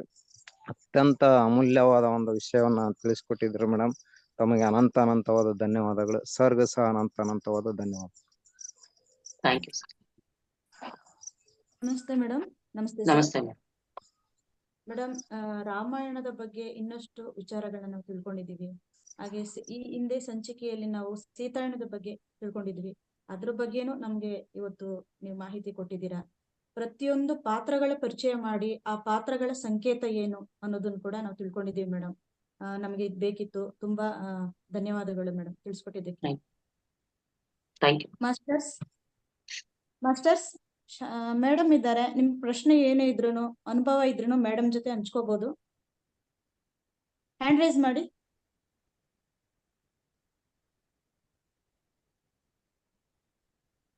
ಪ್ರತಿದಿನ ಅವಕಾಶ ಉಪಯೋಗಿಸ್ಕೊಳ್ಳಿ. ದಯವಿಟ್ಟು ಪ್ರತಿಯೊಬ್ರು ಅಟ್ಲೀಸ್ಟ್ 1 ನಿಮಿಷ ನಿಮ್ಮ ಅನುಭವ ಹಂಚ್ಕೊಳ್ಳಿ. ಇಲ್ಲಾಂದ್ರೆ ಯಾವುದೋ ಪ್ರಶ್ನೆ ಇದ್ರೆ ಕೇಳಿ. ಇದೊಂದು ಅವಕಾಶ, ನಿಮ್ಗೆ ಎಕ್ಸ್ಪ್ರೆಸ್ ಮಾಡೋಕೆ ಅವಕಾಶ ಸ್ನೇಹಿತರೆ. ಇಲ್ಲಿ 50 ಜನ ಮೇಲೆ ಇದೀವಿ, ಮಾತಾಡ್ತಾ ಇರೋದು 3-4 ಜನ ಅಂದ್ರೆ ಮಿಕ್ಕಿದವ್ರನ್ನು ಈ ಅವಕಾಶನ ಉಪಯೋಗಿಸ್ಕೊಳ್ಳಿ ಅಂತ ನಾವು ಪ್ರತಿಯೊಂದು ದಿವಸ ನಿಮಗೆ ವಿನಂತಿ ಮಾಡ್ತಾ ಇದ್ವಿ. ದಯವಿಟ್ಟು ಗಮನಿಸಿ. ಒಂದು ಮಾಸ್ಟರ್ ಬಂದಿದ ಮೇಲೆ, ಅಷ್ಟು ಅದ್ಭುತವಾದ ಜ್ಞಾನ ಹಂಚ್ಕೊಂಡಿದ ಮೇಲೆ ನಮ್ಮ ಅನುಭವ ಹಂಚೋದು ಮತ್ತೆ ಯಾವುದೇ ಪ್ರಶ್ನೆ ಕೇಳೋದು ನಮ್ಮ ಧರ್ಮ. ಅದು ನಾವು ಮಾಡ್ತಾನೆ ಇರ್ಬೇಕು. ವೀಣಾಮೂರ್ತಿ ಅವರೇ ಮಾತಾಡಿ. ಮಾತಾಡಿ. ನಮಸ್ತೆ ಮಾಸ್ಟರ್ಸ್, ನಮಸ್ತೆ. ಶಾಂತಲಾ ಮೇಡಮ್ ಹಾಗೂ ರಂಗನಾಥ್ ಸರ್ಗೆ ನನ್ನ ಅನಂತ ನಮಸ್ಕಾರಗಳು. ಮೇಡಮ್, ನಿಮ್ಮ ಜೈ ಹೋಮ್ ಮೆಡಿಟೇಷನ್ ಸೆಂಟರ್ ಬಗ್ಗೆ ಮತ್ತೆ ನೀವು ಮಾಡ್ತಾ ಇರೋ ಒಂದು ಸಮಾಜ ಸೇವೆ ಬಗ್ಗೆ ಬಹಳ ಕೇಳಿದ್ದೀನಿ. ನಿಮ್ಗೆ ಮೊದಲು ಅಭಿನಂದನೆಗಳು ಮೇಡಮ್. ಶಾಂತಲಾ ಮೇಡಮ್, Thank ನಾನು ಮೈಸೂರು ಕಡೆಯೊಳೇನೆ. Okay. ಆದ್ರಿಂದ ನನ್ನ ಫ್ರೆಂಡ್ಸ್ಗಳು ನಿಮ್ ಬಗ್ಗೆ ಹೀಗೆ ಮಾತಾಡುವಾಗೆಲ್ಲ ಒಂದು ಸಾಕಷ್ಟು ಸತಿ ಹೇಳಿ ವಿಡಿಯೋಗಳೆಲ್ಲ ಕಳಿಸಿದ್ರು. ಇಷ್ಟು ಚಿಕ್ಕ ವಯಸ್ಸಿನಲ್ಲಿ ನೀವು ಈ ಆಧ್ಯಾತ್ಮಿಕ ಹಾದಿಗೆ ಬಂದಿರೋದು ನೋಡಿ ತುಂಬಾ ಖುಷಿ ಆಯ್ತು. ನಿಮ್ಮ ಬಗ್ಗೆ ತಿಳ್ಕೊಂಡು ಅಭಿನಂದನೆಗಳು ಮೇಡಮ್. ನಿಮ್ಮಿಂದ ಬಹಳಷ್ಟು ಜನ ಮೈಸೂರು ಹೆಣ್ಮಕ್ಳುಗಳು ನನ್ನ ಫ್ರೆಂಡ್ಸ್ ಗಳಿದ್ದಾರೆ. ಎಲ್ಲಾರುನು ನಿಮ್ಮಿಂದ ಸ್ಫೂರ್ತಿ ಪಡೆದವರು. ಅವ್ರ ಸುತ್ತಲೂ ನಿಮ್ಮ ಅವರ ಏನಿದೆ ಅದು ಅವ್ರಿಗೆ ಟ್ರಾನ್ಸ್ಫರ್ ಆಗಿದೆ. ಅವ್ರಿಗೆ ಅಸಾಧ್ಯ ಆದಷ್ಟು ಅವರು ಸುತ್ತಮುತ್ತ ಹಂಚ್ತಾ ಇದ್ದಾರೆ. ಹೀಗೆ Great madam, great. ಹಬ್ಕೊಂಡು ಹೋಗ್ಲಿ ಮೇಡಮ್. ನಿಮ್ಮ ಸೇವೆಗೆ ಅನಂತ ಧನ್ಯವಾದಗಳು. ನಮಸ್ಕಾರ. Thank you madam. ಖಂಡಿತ ನೀವ್ ಹೇಳ್ದಂಗೆ ಆ ಜ್ಞಾನ ಪಡೆದಿದ್ ಬರೀ ನಾವ್ ಇಟ್ಕೋಬಾರ್ದು. ನೀವ್ ಏನ್ ಹೇಳ್ತಿದ್ರು ಅದು ತುಂಬಾ 100% ಸರಿ ಮೇಡಮ್. ಅದನ್ನ ಹಾಗೆ ಸ್ಪ್ರೆಡ್ ಮಾಡಿ ಎಲ್ಲ ಕಡೆ ನಾವು ತಿಳ್ಕೊಂಡಿರೋ ಜ್ಞಾನನ ಖಂಡಿತ ನಾವು ಶೇರ್ ಮಾಡ್ಬೇಕು ಎಲ್ಲರಿಗೂ. ಶಾಂತಲಾ ಮೇಡಮ್, ನಿಮ್ಗೆ ಒಂದು ಸ್ಮಾಲ್ ವಿನಂತಿ. ದಯವಿಟ್ಟು ನಮ್ಮ ಕಾವೇರಿ ಪಿರಮಿಡ್ ಬಗ್ಗೆ ಮತ್ತೆ ನೀವು ಜೈ ಹೋಮ್ ಮೆಡಿಟೇಷನ್ ಚಾನಲ್ ಬಗ್ಗೆ ಸ್ವಲ್ಪ ಮಾತಾಡಿ, ಒಂದು 5 ನಿಮಿಷ. ಓಕೆ. ಸೊ ಇತ್ತೀಚೆಗಷ್ಟೇ ನಮ್ಮೆಲ್ಲರಿಗೂ ಕಾವೇರಿ ಪಿರಮಿಡ್ ಎಷ್ಟೋ ವರ್ಷಗಳ ಕನಸು ಈಗ ನನಸಾಗಿದೆ. ಕಾವೇರಿ ಪಿರಮಿಡ್ ಪ್ರಾರಂಭವಾಗಿ ಅದ್ಭುತವಾಗಿದೆ. 30x30 Kaveri pyramid ಕಟ್ಟಿದೀವಿ. ಈಗ ತುಂಬಾ ಚೆನ್ನಾಗಿ ಎಲ್ಲರ ಒಂದು ಕೋಆಪರೇಷನ್ ಇಂದ, ಎಲ್ಲರ ಒಂದು ಕಾಂಟ್ರಿಬ್ಯೂಷನ್ ಇಂದ ಅಂತಾನು ಹೇಳ್ಬೋದು ಅದ್ಭುತವಾಗಿ ಬಂದಿದೆ ನಮ್ಮ ಕಾವೇರಿ ಪಿರಮಿಡ್. ಇತ್ತೀಚೆಗಷ್ಟೇ ಅದು ಲಾಸ್ಟ್ ಮಂತ್ ಇನಾಗ್ಯುರೇಷನ್ ಆಯ್ತು. ಪತ್ರಿ ಮೇಡಮ್ ಅವ್ರು ಬಂದ್ರು, ಇನಾಗ್ಯುರೇಟ್ ಮಾಡಿದ್ರು. ಅದ್ಭುತವಾಗಿ ವೈಬ್ರೇಷನ್ಸ್ ಅಷ್ಟೇ ಚೆನ್ನಾಗಿದೆ. ಪ್ರತಿಯೊಬ್ರು ಮೈಸೂರಿಗೆ ಬನ್ನಿ, ಆ ಕಾವೇರಿ ಪಿರಮಿಡ್ ಅಲ್ಲಿ ಕೂತ್ಕೊಂಡು ಎಕ್ಸ್ಪೀರಿಯನ್ಸ್ ಮಾಡಿ. ತುಂಬಾ ಚೆನ್ನಾಗಿದೆ. ಇನ್ನ ಜೈ ಹೋಮ್ ಮೆಡಿಟೇಷನ್ ಹೇಳ್ಬೇಕು ಅಂತಂದ್ರೆ, ನಾನು ಜೈ ಹೋಮ್ ಮೆಡಿಟೇಷನ್ ಸ್ಟಾರ್ಟ್ ಮಾಡಿ ಸುಮಾರು ಈ ಒಂದು ಪ್ಯಾಂಡಮಿಕ್ ನಾವೇನ್ ಹೇಳ್ತೀವಿ, ಆ ಕರೋನಾ ಅನ್ನೋದು ನಮ್ಗೆಲ್ಲ ವರ. ಯಾರೆಲ್ಲ ನಾವು ಸ್ಪಿರಿಚುಯಾಲಿಟಿಲಿ ಇದೀವೋ ನಿಜವಾಗ್ಲೂ ನಮ್ಗೆಲ್ಲ ಅದು ವರ ಅಂತಾನೆ ಹೇಳ್ಬೇಕು. ಆ ಟೈಮಲ್ಲಿ ಅದು ಝೂಮ್ಗೆ ಥ್ಯಾಂಕ್ಸ್ ಹೇಳೋಣ. ಫಸ್ಟ್ ನಾವು ಝೂಮ್ ಬರೋ ಮುಂಚೆ ಮೈಸೂರಲ್ಲಿ ಯಾವ ಧ್ಯಾನಿಗಳಿದ್ರು ಅಂತಾನೆ ನನಗೆ ಗೊತ್ತಿರ್ಲಿಲ್ಲ. ನಾನು ಝೂಮ್ ಅನ್ನೋದು, ಈ ಪ್ಯಾಂಡಮಿಕ್ ಅನ್ನೋದು ಇಲ್ದಿದ್ರೆ ನಿಜವಾಗ್ಲೂ ನಾನು ಧ್ಯಾನಕ್ಕೆ ಬರ್ತಾನೆ ಇರ್ಲಿಲ್ವೇನೋ ಗೊತ್ತಿಲ್ಲ. ಯಾವಾಗ ಈ ಪ್ಯಾಂಡಮಿಕ್ ಬಂತೋ, ಆಚೆ ಹೋಗೋದ್ ಬಂದಾಯ್ತೋ, ನಾನು ವೃತ್ತಿ ರೀತಿಯ ಆರ್ಕಿಟೆಕ್ಟ್. ನಾನು ಜೊತೆಗೆ ಎಷ್ಟೋ ಹಲವಾರು ಸಂಘ ಸಂಸ್ಥೆಗಳಿಗೆ ಫಸ್ಟ್ ಇಂದಾನು ಒಂದು ಸರ್ವಿಸ್ ಮೈಂಡ್ ಇದ್ದಿದ್ರಿಂದ ಪೇರೆಂಟ್ಸ್ ಇಂದ ಅದು ಇನ್ಹೆರಿಟ್ ಆಗಿದ್ದು ಸರ್ವಿಸ್ ಮೈಂಡ್ ಅನ್ನೋದು. ಅವರೆಲ್ಲ ಭಕ್ತಿ ಯೋಗದಲ್ಲಿ ಇದ್ದವರು, ನಾವು ಧ್ಯಾನ ಯೋಗದಲ್ಲಿ ಅಷ್ಟೇ. ಆದ್ರೆ ಸರ್ವಿಸ್ ಅನ್ನೋದು ಮಾತ್ರ ನನಗೆ ಫಸ್ಟ್ ಇಂದಾನು ನಮ್ಮ ತಂದೆಯಿಂದ ಬಂದಿರುವಂತಹ ಆ ಗುಣ. ಯಾವಾಗ ಪ್ಯಾಂಡಮಿಕ್ ಬಂತು ಆಚೆ ಹೋಗ್ತಿರ್ಲಿಲ್ಲ, ಹೊರಗೆ ಹೋಗಂಗಿರ್ಲಿಲ್ಲ, ಮನೆಯಲ್ಲೇ ಇದ್ವಿ. ಏನಾದ್ರು ಒಂದು ಹಿಂಗೆ ಆನ್ಲೈನ್ ಅಲ್ಲಿ ಏನ್ ಸಿಗುತ್ತೋ ಅದ್ರಲ್ಲಿ ಎಂಜಾಯ್ ಮಾಡ್ತಾ ಇದ್ವಿ. ಆನ್ಲೈನ್ ಗೇಮ್ಸ್ ಆಡ್ಕೊಂಡು, ಫ್ರೆಂಡ್ಸ್ ಜೊತೆ ಟೈಮ್ ವೇಸ್ಟ್ ಮಾಡ್ಕೊಂಡು, ಟೈಮ್ ವೇಸ್ಟ್ ಅನ್ಬಾರ್ದು, ಅದು ಒಂದು ಎಂಜಾಯ್ ಮಾಡ್ತಾ ಇದ್ವಿ. ಆ ಟೈಮಲ್ಲೇನೆ ನಮಗೆ ಧ್ಯಾನನೂ ಪರಿಚಯ ಆಗಿದ್ದು. ಪ್ಯಾಂಡಮಿಕ್ ಸೆಕೆಂಡ್ ವೇವ್ ಬಂದಾಗ ಸಾಕಷ್ಟು ನೋವುಗಳು, ಸಾವು ನೋವುಗಳನ್ನ ಎಲ್ಲಾ ಕಡೆ ನೋಡಿ ನಾ ತುಂಬಾ ಫಸ್ಟ್ ಇಂದಾನು ತುಂಬಾನೇ ಒಂಥರ ಬೋಲ್ಡ್ ನೇಚರ್ ಅಂತಾನೆ ಹೇಳ್ಬೋದು. ಏನ್ ಬಂದ್ರು ಜೀವನದಲ್ಲಿ ಆಕ್ಸೆಪ್ಟ್ ಮಾಡ್ಕೊಂಡೇ ಹೋಗ್ತಾ ಇದ್ದೆ. ಸಾಕಷ್ಟು ಅದು ಇಂಜಿನಿಯರಿಂಗು ಓದಿದ್ದು. ನಾನು ಆಂಧ್ರದವಳು ಬೇಸಿಕಲಿ, ಆದ್ರೂ ಹುಟ್ಟಿದ ತೆನಾಲಿ, ಬೆಳೆದಿದ್ದು ಕಡೂರಲ್ಲಿ ಕರ್ನಾಟಕದಲ್ಲಿ. ಪೇರೆಂಟ್ಸ್ ಇಲ್ಲಿ ಸೆಟ್ಲ್ ಆಗಿದ್ದರಿಂದ ಸೊ ಚಿಕ್ಕವರಿಂದಾನು ನಾನಾ ಕಡೆ ಓದಿದ್ದು. Primary school up to 10th Kadur ಅನ್ನೋ ಪ್ಲೇಸ್ ಅಲ್ಲಿ ಓದಿದ್ದು. ಆದ್ಮೇಲೆ PUC ಓದಿದ್ದು ಟಿಪ್ಟೂರು, ಹಾಸನಲ್ಲಿ ಇಂಜಿನಿಯರಿಂಗ್ ಓದಿದ್ದು. ಎಷ್ಟೋ ಕಡೆ ಎಲ್ಲಾ ಕಡೆ ಓಡಾಡ್ತಾ ಎಲ್ಲಾ ತರ ಜ್ಞಾನವನ್ನ ಹೇಳ್ತಾರಲ್ಲ, ದೇಶ ಸುತ್ತು ಕೋಶ ಓದು ಅಂತ, ಅದೇ ತರನೇನೆ ಓದ್ತಾ ಎಷ್ಟೋ ಜ್ಞಾನ ಪಡ್ಕೊಂಡಿದ್ವಿ. ಹಾಗೆ ಎಲ್ಲಾ ಕಡೆ ಓಡಾಡ್ತಾನು ಸಾಕಷ್ಟು ಜ್ಞಾನವನ್ನು ಪಡ್ಕೊಂಡು ತುಂಬಾ ಬೋಲ್ಡ್ ಆಗಿ ಚೆನ್ನಾಗೆ ಇದ್ದಿದ್ದು. ಆದ್ರೆ ಪ್ಯಾಂಡಮಿಕ್ ಟೈಮಲ್ಲಿ ಎಂತ ಮನುಷ್ಯನನ್ನು ಹೇಗ್ ಕುಗ್ಸುತ್ತೆ ಅನ್ನೋದಕ್ಕೆ ಎಕ್ಸಾಂಪಲ್ ನಮ್ಮ ಕೊರೋನಾ ವೈರಸ್ ಪ್ಯಾಂಡಮಿಕ್ ಟೈಮ್. ಆ ಸೆಕೆಂಡ್ ವೇವ್ ಅಲ್ಲಿ ಎಷ್ಟು ಜನದ ಜೀವನದಲ್ಲಿ ಏರುಪೇರು ಆಗೋಯ್ತು. ಅದೆಲ್ಲ ನೋಡ್ತಾ ನೋಡ್ತಾ ಏನಾಯ್ತು, ನನಗ್ ನಿಜವಾಗ್ಲೂ ಹೇಳ್ಬೇಕು ಅಂದ್ರೆ ತುಂಬಾ ನನಗ್ ಗೊತ್ತಿಲ್ದೇನೆ ನಾನು ಡಿಪ್ರೆಷನ್ಗೆ ಹೋಗ್ಬಿಟ್ಟಿದ್ದೆ. ಎಷ್ಟು ಬೋಲ್ಡ್ ಇದ್ದವಳು ಅಂದ್ರೆ ನಾನು, ಅಂದ್ರೆ ಈಗ ಮತ್ತೆ ವಾಪಸ್ ಆ ಸ್ಥಿತಿಗೆ ಬಂದಿದ್ದೀನಿ. ಆ ತರ ಇದ್ದವಳು ನಾನು ಅವಾಗ ತಡಿಯಕ್ ಆಗಿರ್ಲಿಲ್ಲ ನಂಗೆ, ಅಷ್ಟು ಡಿಪ್ರೆಷನ್ಗೆ ಹೋಗ್ಬಿಟ್ಟಿದ್ದೆ. ಆ ಡಿಪ್ರೆಷನ್ ಇಂದ ಏನೇನೆಲ್ಲ ಆಯ್ತು, ಆಚೆ ಬರಕ್ ಆಗ್ತಿರ್ಲಿಲ್ಲ ನಂಗೆ. ಡಾಕ್ಟರ್ ಹತ್ರ ಹೋಗ್ಬೇಕು, ತೋರಿಸ್ಬೇಕು ಅಂತಂದ್ರೆ ಪ್ಯಾಂಡಮಿಕ್, ಎಲ್ಲಿ ಹೋದ್ರೆ ಏನೇನ್ ಆಗ್ಬಿಡುತ್ತೋ, ಹಾಸ್ಪಿಟ್ಲಿಗೆ ಹೋಗೋದು ಹೇಗೆ, ಹೆದರ್ಕೊಂಡೆ ಇನ್ ನನ್ ಕೈ ತಡಿಯಕ್ ಆಗ್ತಿಲ್ಲ ಅಂತ ಅಂದ್ಬಿಟ್ಟು ಡಾಕ್ಟರ್ ಹತ್ರ ಹೋಗಿ, ಅಲ್ಲಿ ಅವ್ರ ಏನಂದ್ರು, BP ಅಂತಂದ್ರು. ಇಷ್ಟ್ ಚಿಕ್ಕ ವಯಸ್ಸಿಗೆ BP ಅಂತದ್ದು ಮುಟ್ಟು ನೋಡ್ಲಿಲ್ಲ, ಹತ್ರಕ್ಕೂ ಕರೀಲಿಲ್ಲ, ಮಾತು ಆಡ್ಲಿಲ್ಲ, ಡೈರೆಕ್ಟ್ BP ಇದೆ, ಟ್ಯಾಬ್ಲೆಟ್ಸ್ ಅಷ್ಟೇ ಕೊಟ್ಟಿದ್ದು. 1 ತಿಂಗಳು ಹಾಕೊಳ್ಳೋಷ್ಟ್ರಲ್ಲಿ ನನಗದು ಫುಲ್ ನನ್ನ ವಿರುದ್ಧ. ಅದು ಮೆಡಿಸನ್ಸ್ ಹಾಕೊಳ್ಳೋದು ಆಕ್ಚುಲಿ ಚಿಕ್ಕಂದಿಂದನೂ ನಮ್ಮಲ್ಲಿ ನಮ್ ತಂದೆ ತಾಯಿ ಆಗ್ಲಿ ಯಾರು ಮೆಡಿಸನ್ಸ್ ಹಾಕೊಂತಿರ್ಲಿಲ್ಲ ಯಾವ್ದಕ್ಕೂನು. ಚಿಕ್ಕ ಪುಟ್ಟದೇನಾದ್ರು ಬಂದ್ರು ಮನೇಲೆ ಮಾಡ್ಕೊಂತಿದ್ರು, ಮನೆ ಔಷಧಿ ಮುಗೀತಿತ್ತು. ಅದು ಯಾರಿಗೂ BPನೂ ಇರ್ಲಿಲ್ಲ, ಶುಗರು ಇರ್ಲಿಲ್ಲ, ಏನೂ ಇರ್ಲಿಲ್ಲ. ಸೊ ಇದೇನು ನನಗೆ ಯಾಕೆ ಈ BP ಈ ವಯಸ್ಸಿಗೆ ಅಂತ ಮನಸ್ಸಿಲ್ಲದ ಮನಸ್ಸಿನಿಂದ 1 ತಿಂಗಳು ತಗೊಂಡೆ. ಮತ್ತೆ ಅಲ್ಲಿ ಹೋದಾಗ ಯಾವ್ದೇ ರೀತಿ ಇಂಪ್ರೂವ್ಮೆಂಟ್ ಇಲ್ಲ. ಮತ್ತೆ ಇನ್ನೊಂದ್ ಟೈಮ್ ಹಾಕೊಳಕ್ ಕೊಟ್ರು ಮಾತ್ರೆ. ಇದ್ ಯಾಕೋ ಸರಿ ಇಲ್ಲ ಅಂತ ಅಂದ್ಬಿಟ್ಟು ಮತ್ತೆ ನಾನು ನಮ್ಮ ತಾಯಿ ಮನೆ ಹತ್ರ ಇರೋ ಆಯುರ್ವೇದ ಡಾಕ್ಟರ್, ಫ್ಯಾಮಿಲಿ ಡಾಕ್ಟರ್ಸ್, ಅವ್ರಿಗೆ ಫೋನ್ ಮಾಡಿ ಕನ್ಸಲ್ಟ್ ಮಾಡಿ ಕೇಳಿದಾಗ ಯಾವ BP ಇಲ್ಲ, ಏನಿಲ್ಲ, ಎಲ್ಲದಕ್ಕೂ ನಮ್ಮ ಮನಸ್ಸೇ ಕಾರಣ. ಖಂಡಿತ BP ಅನ್ನೋದಿರಲ್ಲ, ನೀವು ಧ್ಯಾನದಿಂದ ಎಲ್ಲಾ ಹೋಗಿಸ್ಕೋಬಹುದು, ಬಿಟ್ಬಿಡಿ, ಧೈರ್ಯ ಮಾಡಿ ಆ ಟ್ಯಾಬ್ಲೆಟ್ಸ್ ಬಿಟ್ಬಿಡಿ, ಹಾಕೋಬೇಡಿ ಅಂತಂದ್ರು. ಅದೇ ತರ ನಾನು ಮೊಂಡು ಧೈರ್ಯ, ಯಾಕಂದ್ರೆ ಒಳಗಿಂದ ನಂಗೆ ಬರ್ತಾನೆ ಇತ್ತು ಮೆಡಿಸನ್ಸ್ ಬೇಡ ಬೇಡ ಅಂತಂದ್ಬಿಟ್ಟು, ಅಲ್ಲೇ ಎತ್ತಾಕಿ ಆ ಮೆಡಿಸನ್ಸ್ ಬಿಟ್ಬಿಟ್ಟು ಧ್ಯಾನಕ್ಕೆ ಬಂದ್ಬಿಟ್ಟೆ. ಆವಾಗ ಧ್ಯಾನ ಮಾಡಕ್ ಶುರು ಮಾಡ್ದವಳು ನಾನು, ಇದುವರೆಗೂ ಬಿಟ್ಟಿಲ್ಲ. ಆ ಒಂದು ಅಂದ್ರೆ ಮುಂಚೆನೂ ಧ್ಯಾನ ಮಾಡ್ತಾ ಇದ್ರೆ, ಅದ್ರ ಕನ್ಸಿಸ್ಟೆಂಟ್ ಆಗಿರ್ಲಿಲ್ಲ, ಮಧ್ಯ ಮಧ್ಯ ಬಿಟ್ಟು ಮಾಡ್ತಾ ಇದ್ದೆ. ಈಗ ಧ್ಯಾನ ಇಟ್ಕೊಂಡ್ಮೇಲೆ, ಈ ಒಂದು ಪ್ರಾಬ್ಲಮ್ ಅಂತ ಬಂದಾಗ ಧ್ಯಾನ ಇಟ್ಕೊಂಡ್ಮೇಲೆ ಬಿಡ್ಲೇ ಇಲ್ಲ. 2020 ಇಂದ ಧ್ಯಾನ ಸ್ಟಾರ್ಟ್ ಮಾಡಿದ್ದು. ಅದಾದ್ಮೇಲೆ ಈ ಆನಾಪಾನಸತಿ ಧ್ಯಾನ ಪರಿಚಯ ಆಗಿದ್ದು, ಅದ್ ಮಾಡಕ್ ಶುರು ಮಾಡಿದ್ಮೇಲಂತೂ ಇದ್ರಲ್ಲಿರೋ ಬೆನಿಫಿಟ್ಸ್ ನಿಜವಾಗ್ಲೂ ವಿತಿನ್ 2-3 ಮಂತ್ಸ್ ಅನ್ಬಹುದು. ಎಷ್ಟೋ ಚೇಂಜಸ್, ಎಷ್ಟೋ ಬದಲಾವಣೆಗಳು ಒಳಗಡೆ. ಅಂದ್ರೆ ಮತ್ತೆ ನಾರ್ಮಲ್, ನಾನು ಮುಂಚೆ ಹೇಗಿದ್ದೆ ಅದ್ ನಾನ್ ಆಗ್ಬಿಟ್ಟೆ. ಎಷ್ಟು ನಾನಾ ರೀತಿ ಪ್ರಾಬ್ಲಮ್ಗಳಿತ್ತು ಆ ಟೈಮಲ್ಲಿ. ಮನಸ್ಸು ಅನ್ನೋದು ಎಷ್ಟು ತರ ನಮ್ಮನ್ನ ಇದು ಮಾಡುತ್ತೆ ಅಂತಂದ್ರೆ, ಆ ಒಂದು ಪ್ಯಾಂಡಮಿಕ್ ಇಂದ ನಂಗೆ ಆ ಆಗ್ತಿರೋ ಲೈಫಲ್ಲಿ ಆಗ್ತಿರೋ ಏರುಪೇರುಗಳು ಬೇರೆಯವ್ರಿಗೆ, ನಮ್ಮ ಮನೇಲಿ ನಮಗೇನಾಗಿಲ್ದೇ ಇರಬಹುದು, ಬೇರೆ ಫ್ರೆಂಡ್ಸ್ಗೆ, ರಿಲೇಟಿವ್ಸ್ಗೆ, ಚಿಕ್ಕ ಮಕ್ಳು ತೀರೋಗ್ತಾ ಇದ್ದು, ಚಿಕ್ಕವ್ರ ವಯಸ್ಸಲ್ಲಿರೋರು ತೀರೋಗ್ತಾ ಇದ್ದು, ಅದೆಲ್ಲ ಆದಾಗ ಅನುಭವಿಸಿದ್ದು ಯಾತನೆಗಳು ಅವೆಲ್ಲ ಅಂದ್ರೆ ಅಕ್ಸೆಪ್ಟ್ ಮಾಡಕ್ ಬರ್ತಿರ್ಲಿಲ್ಲ ಅವಾಗ. ಸೊ ಮತ್ತೆ ಆ ಟೈಮಲ್ಲಿ ಧ್ಯಾನ ಅಂತ ಪರಿಚಯ ಆಗಿದ್ದು, ಧ್ಯಾನಕ್ ಬಂದ್ಮೇಲೆ ಎಲ್ಲಾನು ಅಕ್ಸೆಪ್ಟ್ ಮಾಡಕ್ಕೆ ಶುರು ಮಾಡಿದ್ಮೇಲೆ ಜೀವನನ ಆಸ್ ಇಟ್ ಈಸ್ ತಗೋಬೇಕು ನಾವು, ಅದರಿಂದ ಆಚೆ ಬರೋದು ಹೇಗೆ, ಇದೆಲ್ಲ ಇಷ್ಟು ಸಿಂಪಲ್ ಆಗಿ ಧ್ಯಾನದಲ್ಲಿ ನನ್ಗೆ ಗೊತ್ತಾಯ್ತು. ಮಾಡ್ತಾ ಅಲ್ಲಿ ಪೈಮಾಗ್ ಜಾಯಿನ್ ಆಗಿತ್ತು. ಅದಾದ್ಮೇಲೆ ಆ ಪೈಮಾದಲ್ಲಿ ನಾವು ಮಾರ್ನಿಂಗ್ ವರ್ಕ್ಶಾಪ್ಸ್ ಮಾಡ್ತಾ ಇದ್ದಿದ್ದು. ಇದೆಲ್ಲ ಮಾಡುವಾಗ ಏನಾಗ್ತಾ ಇತ್ತು, ಆ ಒಂದು ನವರಾತ್ರಿ ದಿನಗಳಲ್ಲಿ, ಅದು ಒಂದು ದಿನದ ಹೇಗಿರುತ್ತೆ ನಮ್ಮ ಹಿಂದೂ ಧರ್ಮ ನಾವು ಮಾಡೋ ಫೆಸ್ಟಿವಲ್ಸ್, ಆ ದಿನಗಳು ಎಷ್ಟು ಒಂದು ವೈಬ್ರೇಷನ್ಸ್ ಇಂದ ಕೂಡಿರುತ್ತೆ ಅನ್ನೋದಕ್ಕೆ ನಾನ್ ದಸರಾ ಟೈಮಲ್ಲಿ ಆವಾಗ 2021 ಅಲ್ಲಿ ದಸರಾ ಟೈಮಲ್ಲಿ 10 ದಿನಗಳು ಜಸ್ಟ್ ಮಾರ್ನಿಂಗ್ 1 hour ಅಷ್ಟೇ ಮಾಡಿದ್ದು ಮೆಡಿಟೇಷನ್. ಎಷ್ಟು ಅದ್ಭುತ ಅಂತಂದ್ರೆ ದಸರಾ ನವರಾತ್ರಿ ಟೈಮಲ್ಲಿ ಮಾಡಿದ್ದು ಆ ಒಂದು ವೈಬ್ರೇಷನ್ಸ್, ದೇವಿ ವೈಬ್ರೇಷನ್ಸ್ ಹೇಗೆ ಕನೆಕ್ಟ್ ಆಗ್ತಾ ಇದೆ, ಇನ್ನ ಕಂಪ್ಲೀಟ್ 100% ಟ್ರಾನ್ಸ್ಫಾರ್ಮೇಶನ್ ಆಗೋಯ್ತು. ತುಂಬಾನೇ ಚೇಂಜಸ್ ಬಂತು. ಸೊ ಆವಾಗಿಂದ ಇಷ್ಟು ಅದ್ಭುತವಾಗಿರೋ ಈ ಧ್ಯಾನವನ್ನ, ಅದು ಸುಲಭವಾದ ಧ್ಯಾನ. ಬೇರೆ ತರ ಧ್ಯಾನಗಳು ನಾನು ಅದಕ್ ಮುಂಚೆ ಮಾಡ್ತಾ ಇದ್ದೆ, ಚಕ್ರ ಮೆಡಿಟೇಷನ್, ಬೇರೆ ಮೆಡಿಟೇಷನ್ಸ್ ಮಾಡ್ತಾ ಇದ್ದೆ ಅದಕ್ ಮುಂಚೆ. ಯಾವಾಗ ಈ ಆನಾಪಾನಸತಿಗೆ ಬಂದು ಇಷ್ಟು ಸಿಂಪಲ್ ಮೆಡಿಟೇಷನ್ ಮಾಡಿ ಜಸ್ಟ್ 1 hour, ಎಷ್ಟಕ್ ನಾವು ಟೈಮ್ ವೇಸ್ಟ್ ಮಾಡ್ತಾ ಇರ್ತೀವಿ, ಏನೇನ್ ಮಾಡ್ತಾ ಇರ್ತೀವಿ, ಈ ಒಂದು 1 hour ಮೆಡಿಟೇಷನ್ ಮಾಡಿದಾಗ ಇಷ್ಟೆಲ್ಲಾ ಚೇಂಜಸ್ ನನಗೆ ಬಂದಾಗ, ಯಾಕೆ ಇದನ್ನ ನನ್ನ ವಯಸ್ಸಲ್ಲಿ ಎಷ್ಟೋ ಜನ ನನ್ನ ಸರೌಂಡಿಂಗ್ಸ್ ಅಲ್ಲಿ ಆ ಟೈಮಲ್ಲಿ ಎಷ್ಟೋ ಕಷ್ಟಗಳನ್ನ, ಹೆಲ್ತ್ ಇಶ್ಯೂಸ್ ತುಂಬಾ ಜನಕ್ಕೆ ಇರ್ತಾ ಇತ್ತು. ಈ ಡಿಪ್ರೆಷನ್ ಅನ್ನೋದಿರಬಹುದು, ಹಾರ್ಮೋನಲ್ ಇಂಬ್ಯಾಲೆನ್ಸ್ ಇರಬಹುದು, ಮೆನೋಪಾಸ್ ಇರಬಹುದು, ಸಾಕಷ್ಟು ಜನ ನಮ್ಮ ಸರೌಂಡಿಂಗ್ಸ್ ಅಲ್ಲಿ ನೋಡ್ತಾ ಇದ್ದಿದ್ದು, ಅವ್ರು ಮೆಡಿಸಿನ್ಸ್ ತಗೊಂಡು ಸೈಡ್ ಎಫೆಕ್ಟ್ಸ್ ಆಗ್ತಾ ಇದ್ದು. ಅದೆಲ್ಲ ನೋಡಿ ನನಗೆ ಯಾಕೆ ಬೇಕು ಇದೆಲ್ಲ ಬೇಡ್ತಿರೋದು, ಈ ಧ್ಯಾನ ಅನ್ನೋ ಪ್ರಚಾರ ನಾನು ಖಂಡಿತ ಮಾಡ್ಲೇಬೇಕು ಎಲ್ಲರಿಗೂ ಅಂತ ಅಂದ್ಬಿಟ್ಟು, ನನಗೆ ಅವಾಗಿನ ಮೈಸೂರಲ್ಲಿ ಇದ್ದಿದ್ದು ಬೇರೆ ಧ್ಯಾನಿಗಳಿದ್ದು ಯಾವ್ದು ಗೊತ್ತಿರ್ಲಿಲ್ಲ ನಂಗೆ. ಬರೀ ಆನ್ಲೈನ್ ಕನೆಕ್ಷನ್ಸ್ ನನಗೆ ಗೊತ್ತಿದ್ದು ಬೇರೆ ಊರವ್ರ ಜೊತೆ. ಸೊ ನಾನು ಹಾಗೇನೆ ಇನ್ನು ಆಚೆ ಹೋಗಂಗೂ ಇರ್ಲಿಲ್ಲ. ಸೊ ಅವಾಗಿಂದನು ಝೂಮ್ ಕ್ಲಾಸಸ್ ಮಾಡೋಕೆ ಶುರು ಮಾಡಿ 2021 ಇಂದ ನಾನು ಅನ್ಕೊಂಡು ಕ್ಲಾಸಸ್ ಶುರು ಮಾಡಿ ಫ್ರೆಂಡ್ಸ್ಗೆ ನನ್ನ ಸರೌಂಡಿಂಗ್ಸ್ ಅವ್ರಿ ಅಂತ ಅನ್ಕೊಂಡು ಸ್ಟಾರ್ಟ್ ಮಾಡಿದ್ದು. ಅದು ನಿಜ ಇವಾಗ್ಲೂ ಅದ್ಭುತವಾಗಿ ಸಾಕಷ್ಟು ಜನರಿಗೆ ಇದರಿಂದ ಪ್ರಯೋಜನ ಆಗ್ತಾ ಇದೆ. ಎಷ್ಟೋ ಜನ ಉಪಯೋಗಿಸ್ಕೊಂತಾ ಇದ್ದಾರೆ. ಇದೊಂದು simple technique. Meditation is answer for everything. ನಾನು ಅದೇ ಹೇಳ್ತೀನಿ ಎಲ್ಲೋದ್ರು, meditation is answer for everything. Google ಹೇಗೆ ಎಲ್ಲದಕ್ಕೂ ಆನ್ಸರ್ ಕೊಡುತ್ತೆ, ಈ ಧ್ಯಾನ ಅನ್ನೋದ್ರದ್ದು ಪ್ರತಿಯೊಂದಕ್ಕೂ ನಮ್ಗೆ ಉತ್ತರಗಳನ್ನ ಕೊಡ್ತಾ ಇರುತ್ತೆ.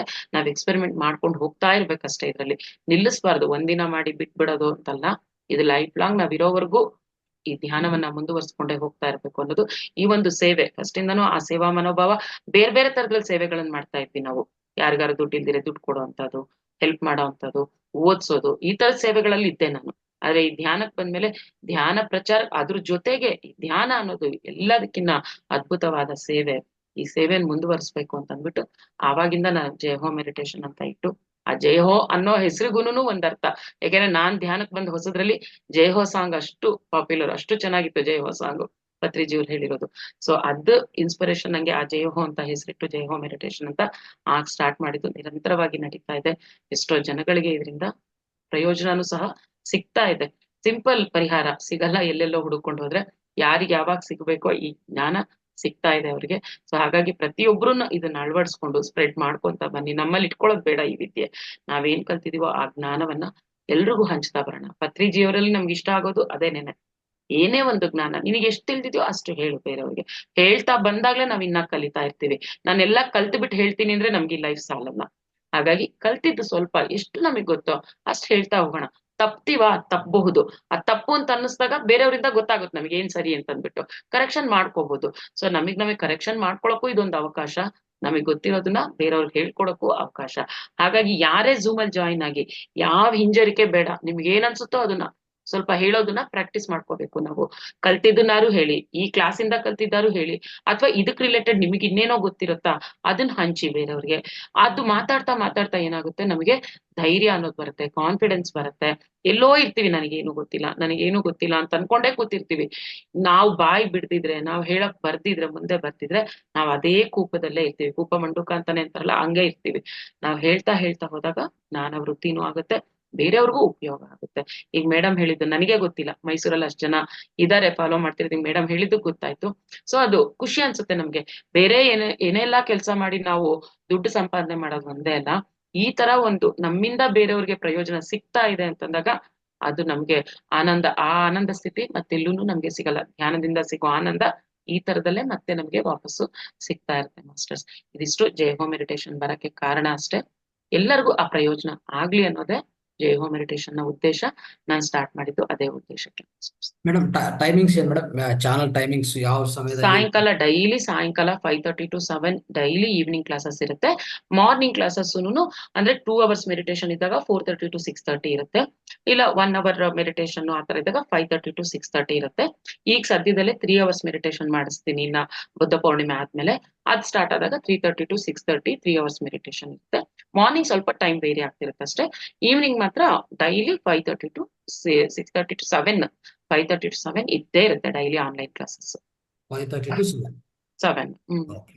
ಈಗ ನಮ್ಮನೆ ಮೇಲೆ Kaveri pyramid timings madam? Kaveri pyramid timings? Kaveri pyramid ಇರುತ್ತೆ, ಅಂದ್ರೆ ಅದು ಸ್ವಲ್ಪ ಔಟ್ಸ್ಕರ್ಟ್ಸ್ ಅಲ್ಲಿ ಇರೋದಕ್ಕೆ ಜಾಸ್ತಿ ನೈಟ್ ಟೈಮ್ ಅಲ್ಲಿ ಏನು ಸ್ವಲ್ಪ ಅಷ್ಟು ಫೆಸಿಲಿಟೀಸ್ ಇಲ್ಲ ಇನ್ನ ನೈಟ್ ಟೈಮ್ ಎಲ್ಲ ಹೋಗಕ್ಕೆ ಬರಕ್ಕೆ. ಹಾಗಾಗಿ ಇರುತ್ತೆ ಹಗಲೊತ್ತು, ಆದ್ರೆ ಕಂಪ್ಲೀಟ್ ಅಲ್ಲಿ ಓಪನ್ ಆಗಿಲ್ಲ. ಅಲ್ಲಿ ಒಬ್ರ ಕೈಲಿ ಕೀ ಕೊಟ್ಟು ಬಂದಿರ್ತೀವಿ. ಯಾರು ಬರ್ತಾರೆ ಅಂತ ಗೊತ್ತಾದ್ರೆ ಫೋನ್ ಮಾಡಿ ತಿಳಿಸಿದ್ರೆ ಅವ್ರಿಗೆ ಅಲ್ಲಿ ಕಲೆಕ್ಟ್ ಮಾಡ್ಕೋಬೇಕು ಕೀ ಅಂತ ಹೇಳ್ತೀವಿ, ಅಲ್ಲಿ ಹೋಗಿ ಮಾಡ್ಕೋಬಹುದು.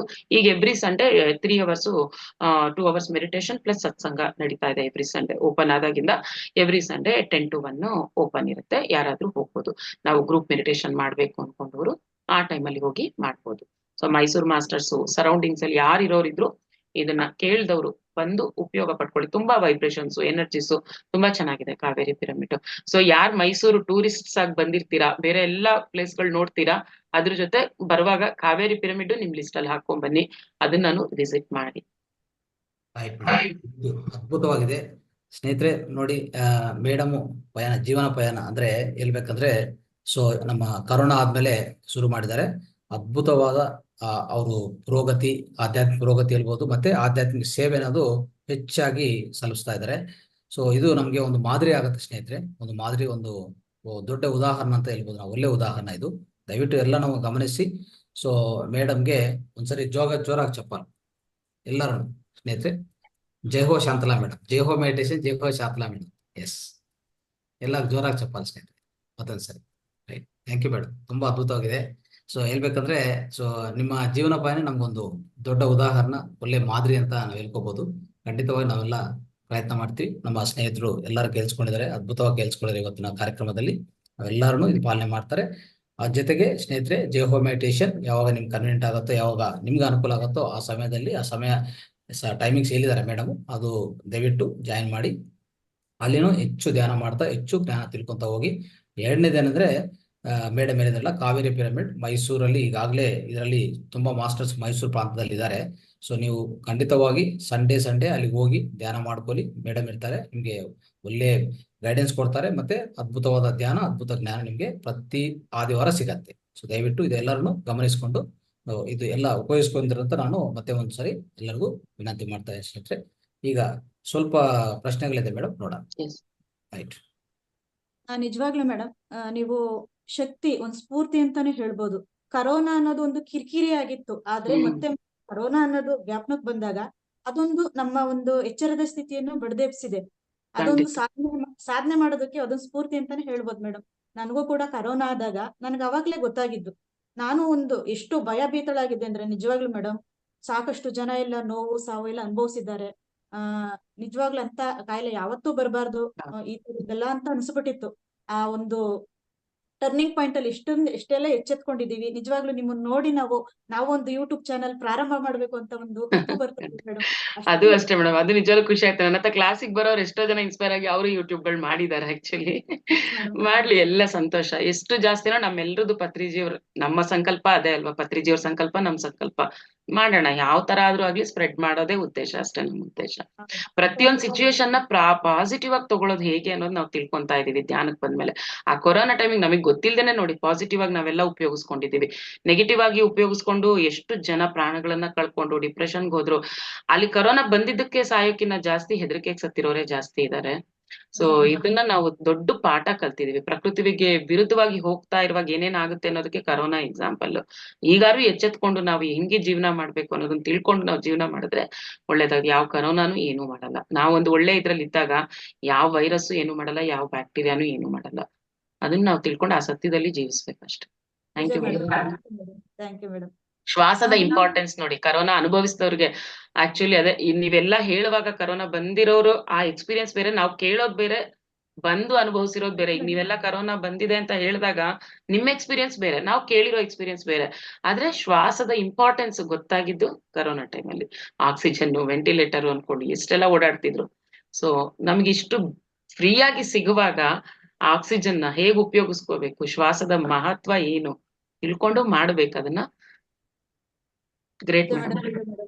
ವಿಜಯ್ ಮೇಡಮ್, ಈ ಶ್ವಾಸ ಅಂತ ಬಂದಾಗ ಸ್ಯಾಚುರೇಟ್ ಅನ್ನೋದು ಚೆಕ್ ಮಾಡುವಾಗ ನಿಜವಾಗ್ಲೂ ಮೇಡಮ್ ಎಷ್ಟು ಸ್ಪೀಡ್ ಇರುತ್ತೆ ಅಂದ್ರೆ ಆ ಶ್ವಾಸದ ಕಡೆ ಗಮನ ಅನ್ನೋದೇ ನಮ್ಗೆ ಗೊತ್ತಿಲ್ಲ. ಆ ನರಕ ಯಾತ್ರೆ ಮತ್ತೆ ನಾವು ಯೋಚನೆ ಮಾಡೋದು ಬೇಡ ಅಂತ ಅನ್ಸುತ್ತೆ madam. Thank you so much ma'am. ಬಲಿಗ ಸರ್ ಮಾತಾಡಿ, ಅನ್ಮ್ಯೂಟ್ ಮಾಡ್ಕೊಂಡು ಮಾತಾಡಿ. ಮಲ್ಲಿಗೆ ಅವರೇ ಮಾತಾಡಿ. ನಮಸ್ಕಾರ ಸರ್. ಕೇಳ್ತಾ? ನಮಸ್ಕಾರ ಶಾಂತಲಾ ಮೇಡಮ್. ನಮಸ್ತೆ ಮೇಡಮ್. ನಿಮ್ಮದು ಜೈವ ಮೆಡಿಸಿನ್ ಯೂಟ್ಯೂಬ್ ಅಲ್ಲಿ ನಾನು ಕೇಳ್ತಾ ಇದ್ದೇನೆ. ನೀವು ಕಲಿಸಿಕೊಡುವ ರೀತಿ ತುಂಬಾ ಚೆನ್ನಾಗಿದೆ ಮೇಡಮ್.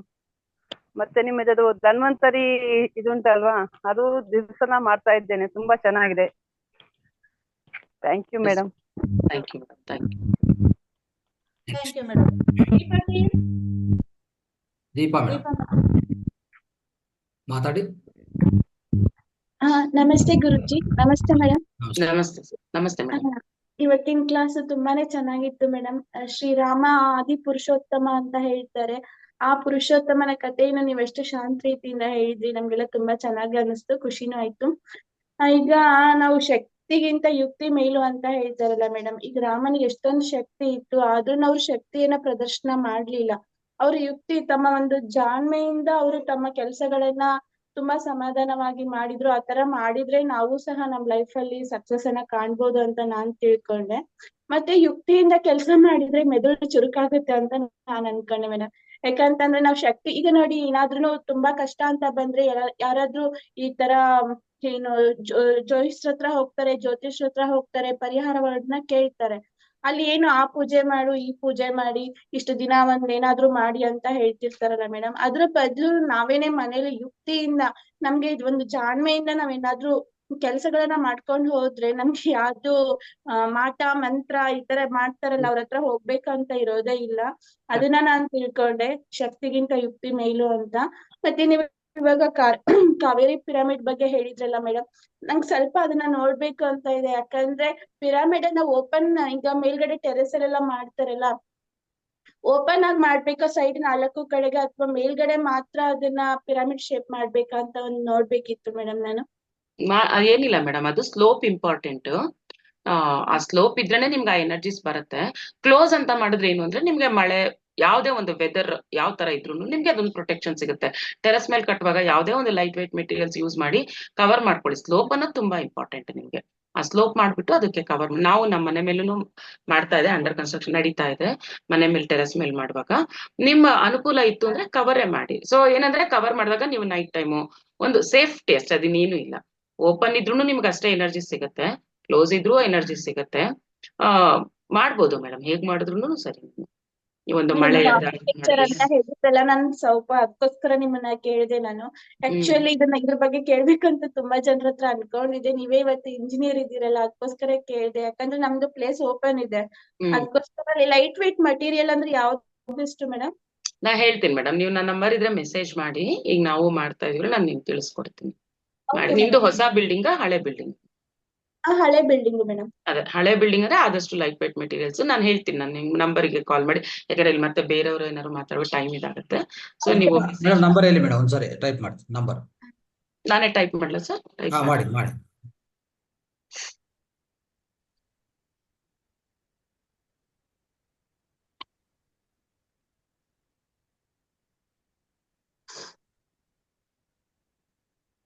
ರೈಟ್ ಸ್ನೇಹಿತರೆ, ಸೊ ನಂದಾ ಹುರ್ಲಿ ಮೇಡಮ್ ಮಾತಾಡಿ.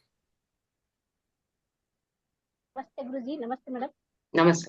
ಇವತ್ತಿನ ರಾಮಾಯಣ, ಪೌರಾಣಿಕ ರಾಮಾಯಣಕ್ಕೂ ಆಧ್ಯಾತ್ಮಿಕ ರಾಮಾಯಣಕ್ಕೂ ತುಂಬಾ ವ್ಯತ್ಯಾಸ ಕಾಣುತ್ತೆ ಮೇಡಮ್. ಪ್ರತಿಯೊಂದು ಪಾತ್ರದಲ್ಲ ಅವರ ಯಾವ ಸ್ವರೂಪವನ್ನು ಪಡೆದಿದ್ರು ಅಂತ ಅನ್ನೋದು ಗೊತ್ತಾಯ್ತು.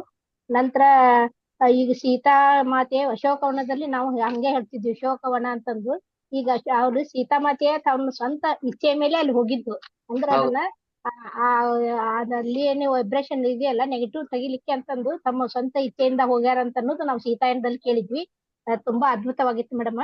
ನಂತರ ತಮ್ದು ಜೈವೋ ಮೆಡಿಟೇಷನ್ ಬಗ್ಗೆ ಹೇಳಿದ್ರಿ, ತಾವು ಕ್ಲಾಸ್ ನಡೆಸೋದು ಹೇಳಿದ್ರಿ ಮೇಡಮ್. ನಾವು ಮೈಸೂರಿಗೆ ಬಂದಾಗ ಖಂಡಿತವಾಗಿ ಅಲ್ಲಿ ವಿಸಿಟ್ ಮಾಡ್ತೀನಿ. ಅದು ಟೈಮಿಗೆ ಇದು ವೆಬ್ಸೈಟ್ ಏನಾದ್ರು ಇದು ಇದೆ ಮೇಡಮ್ ತಮ್ಮ ಕ್ಲಾಸ್ ಅಟೆಂಡ್ ಆಗ್ಬೇಕಾದ್ರೆ? ಝೂಮ್ ಮೇಡಮ್, ಅದೇ ಗ್ರೂಪ್ ಇರುತ್ತೆ. ಗ್ರೂಪ್ ಈಗ ನಾನು ನಂಬರ್ ಕಳ್ಸಿದೀನಲ್ಲ, ಆ ನಂಬರ್ ಮಾಡ್ಕೊಳ್ಳಿ. ಝೂಮ್ ಲಿಂಕ್ ನಾನು ಅದೇ ನೀವು ಕೇಳಿದ್ರೆ ನಾನು ಗ್ರೂಪ್ ಲಿಂಕ್ ಕಳಿಸ್ತೀನಿ, ಜಾಯಿನ್ ಆಗ್ಬೋದು.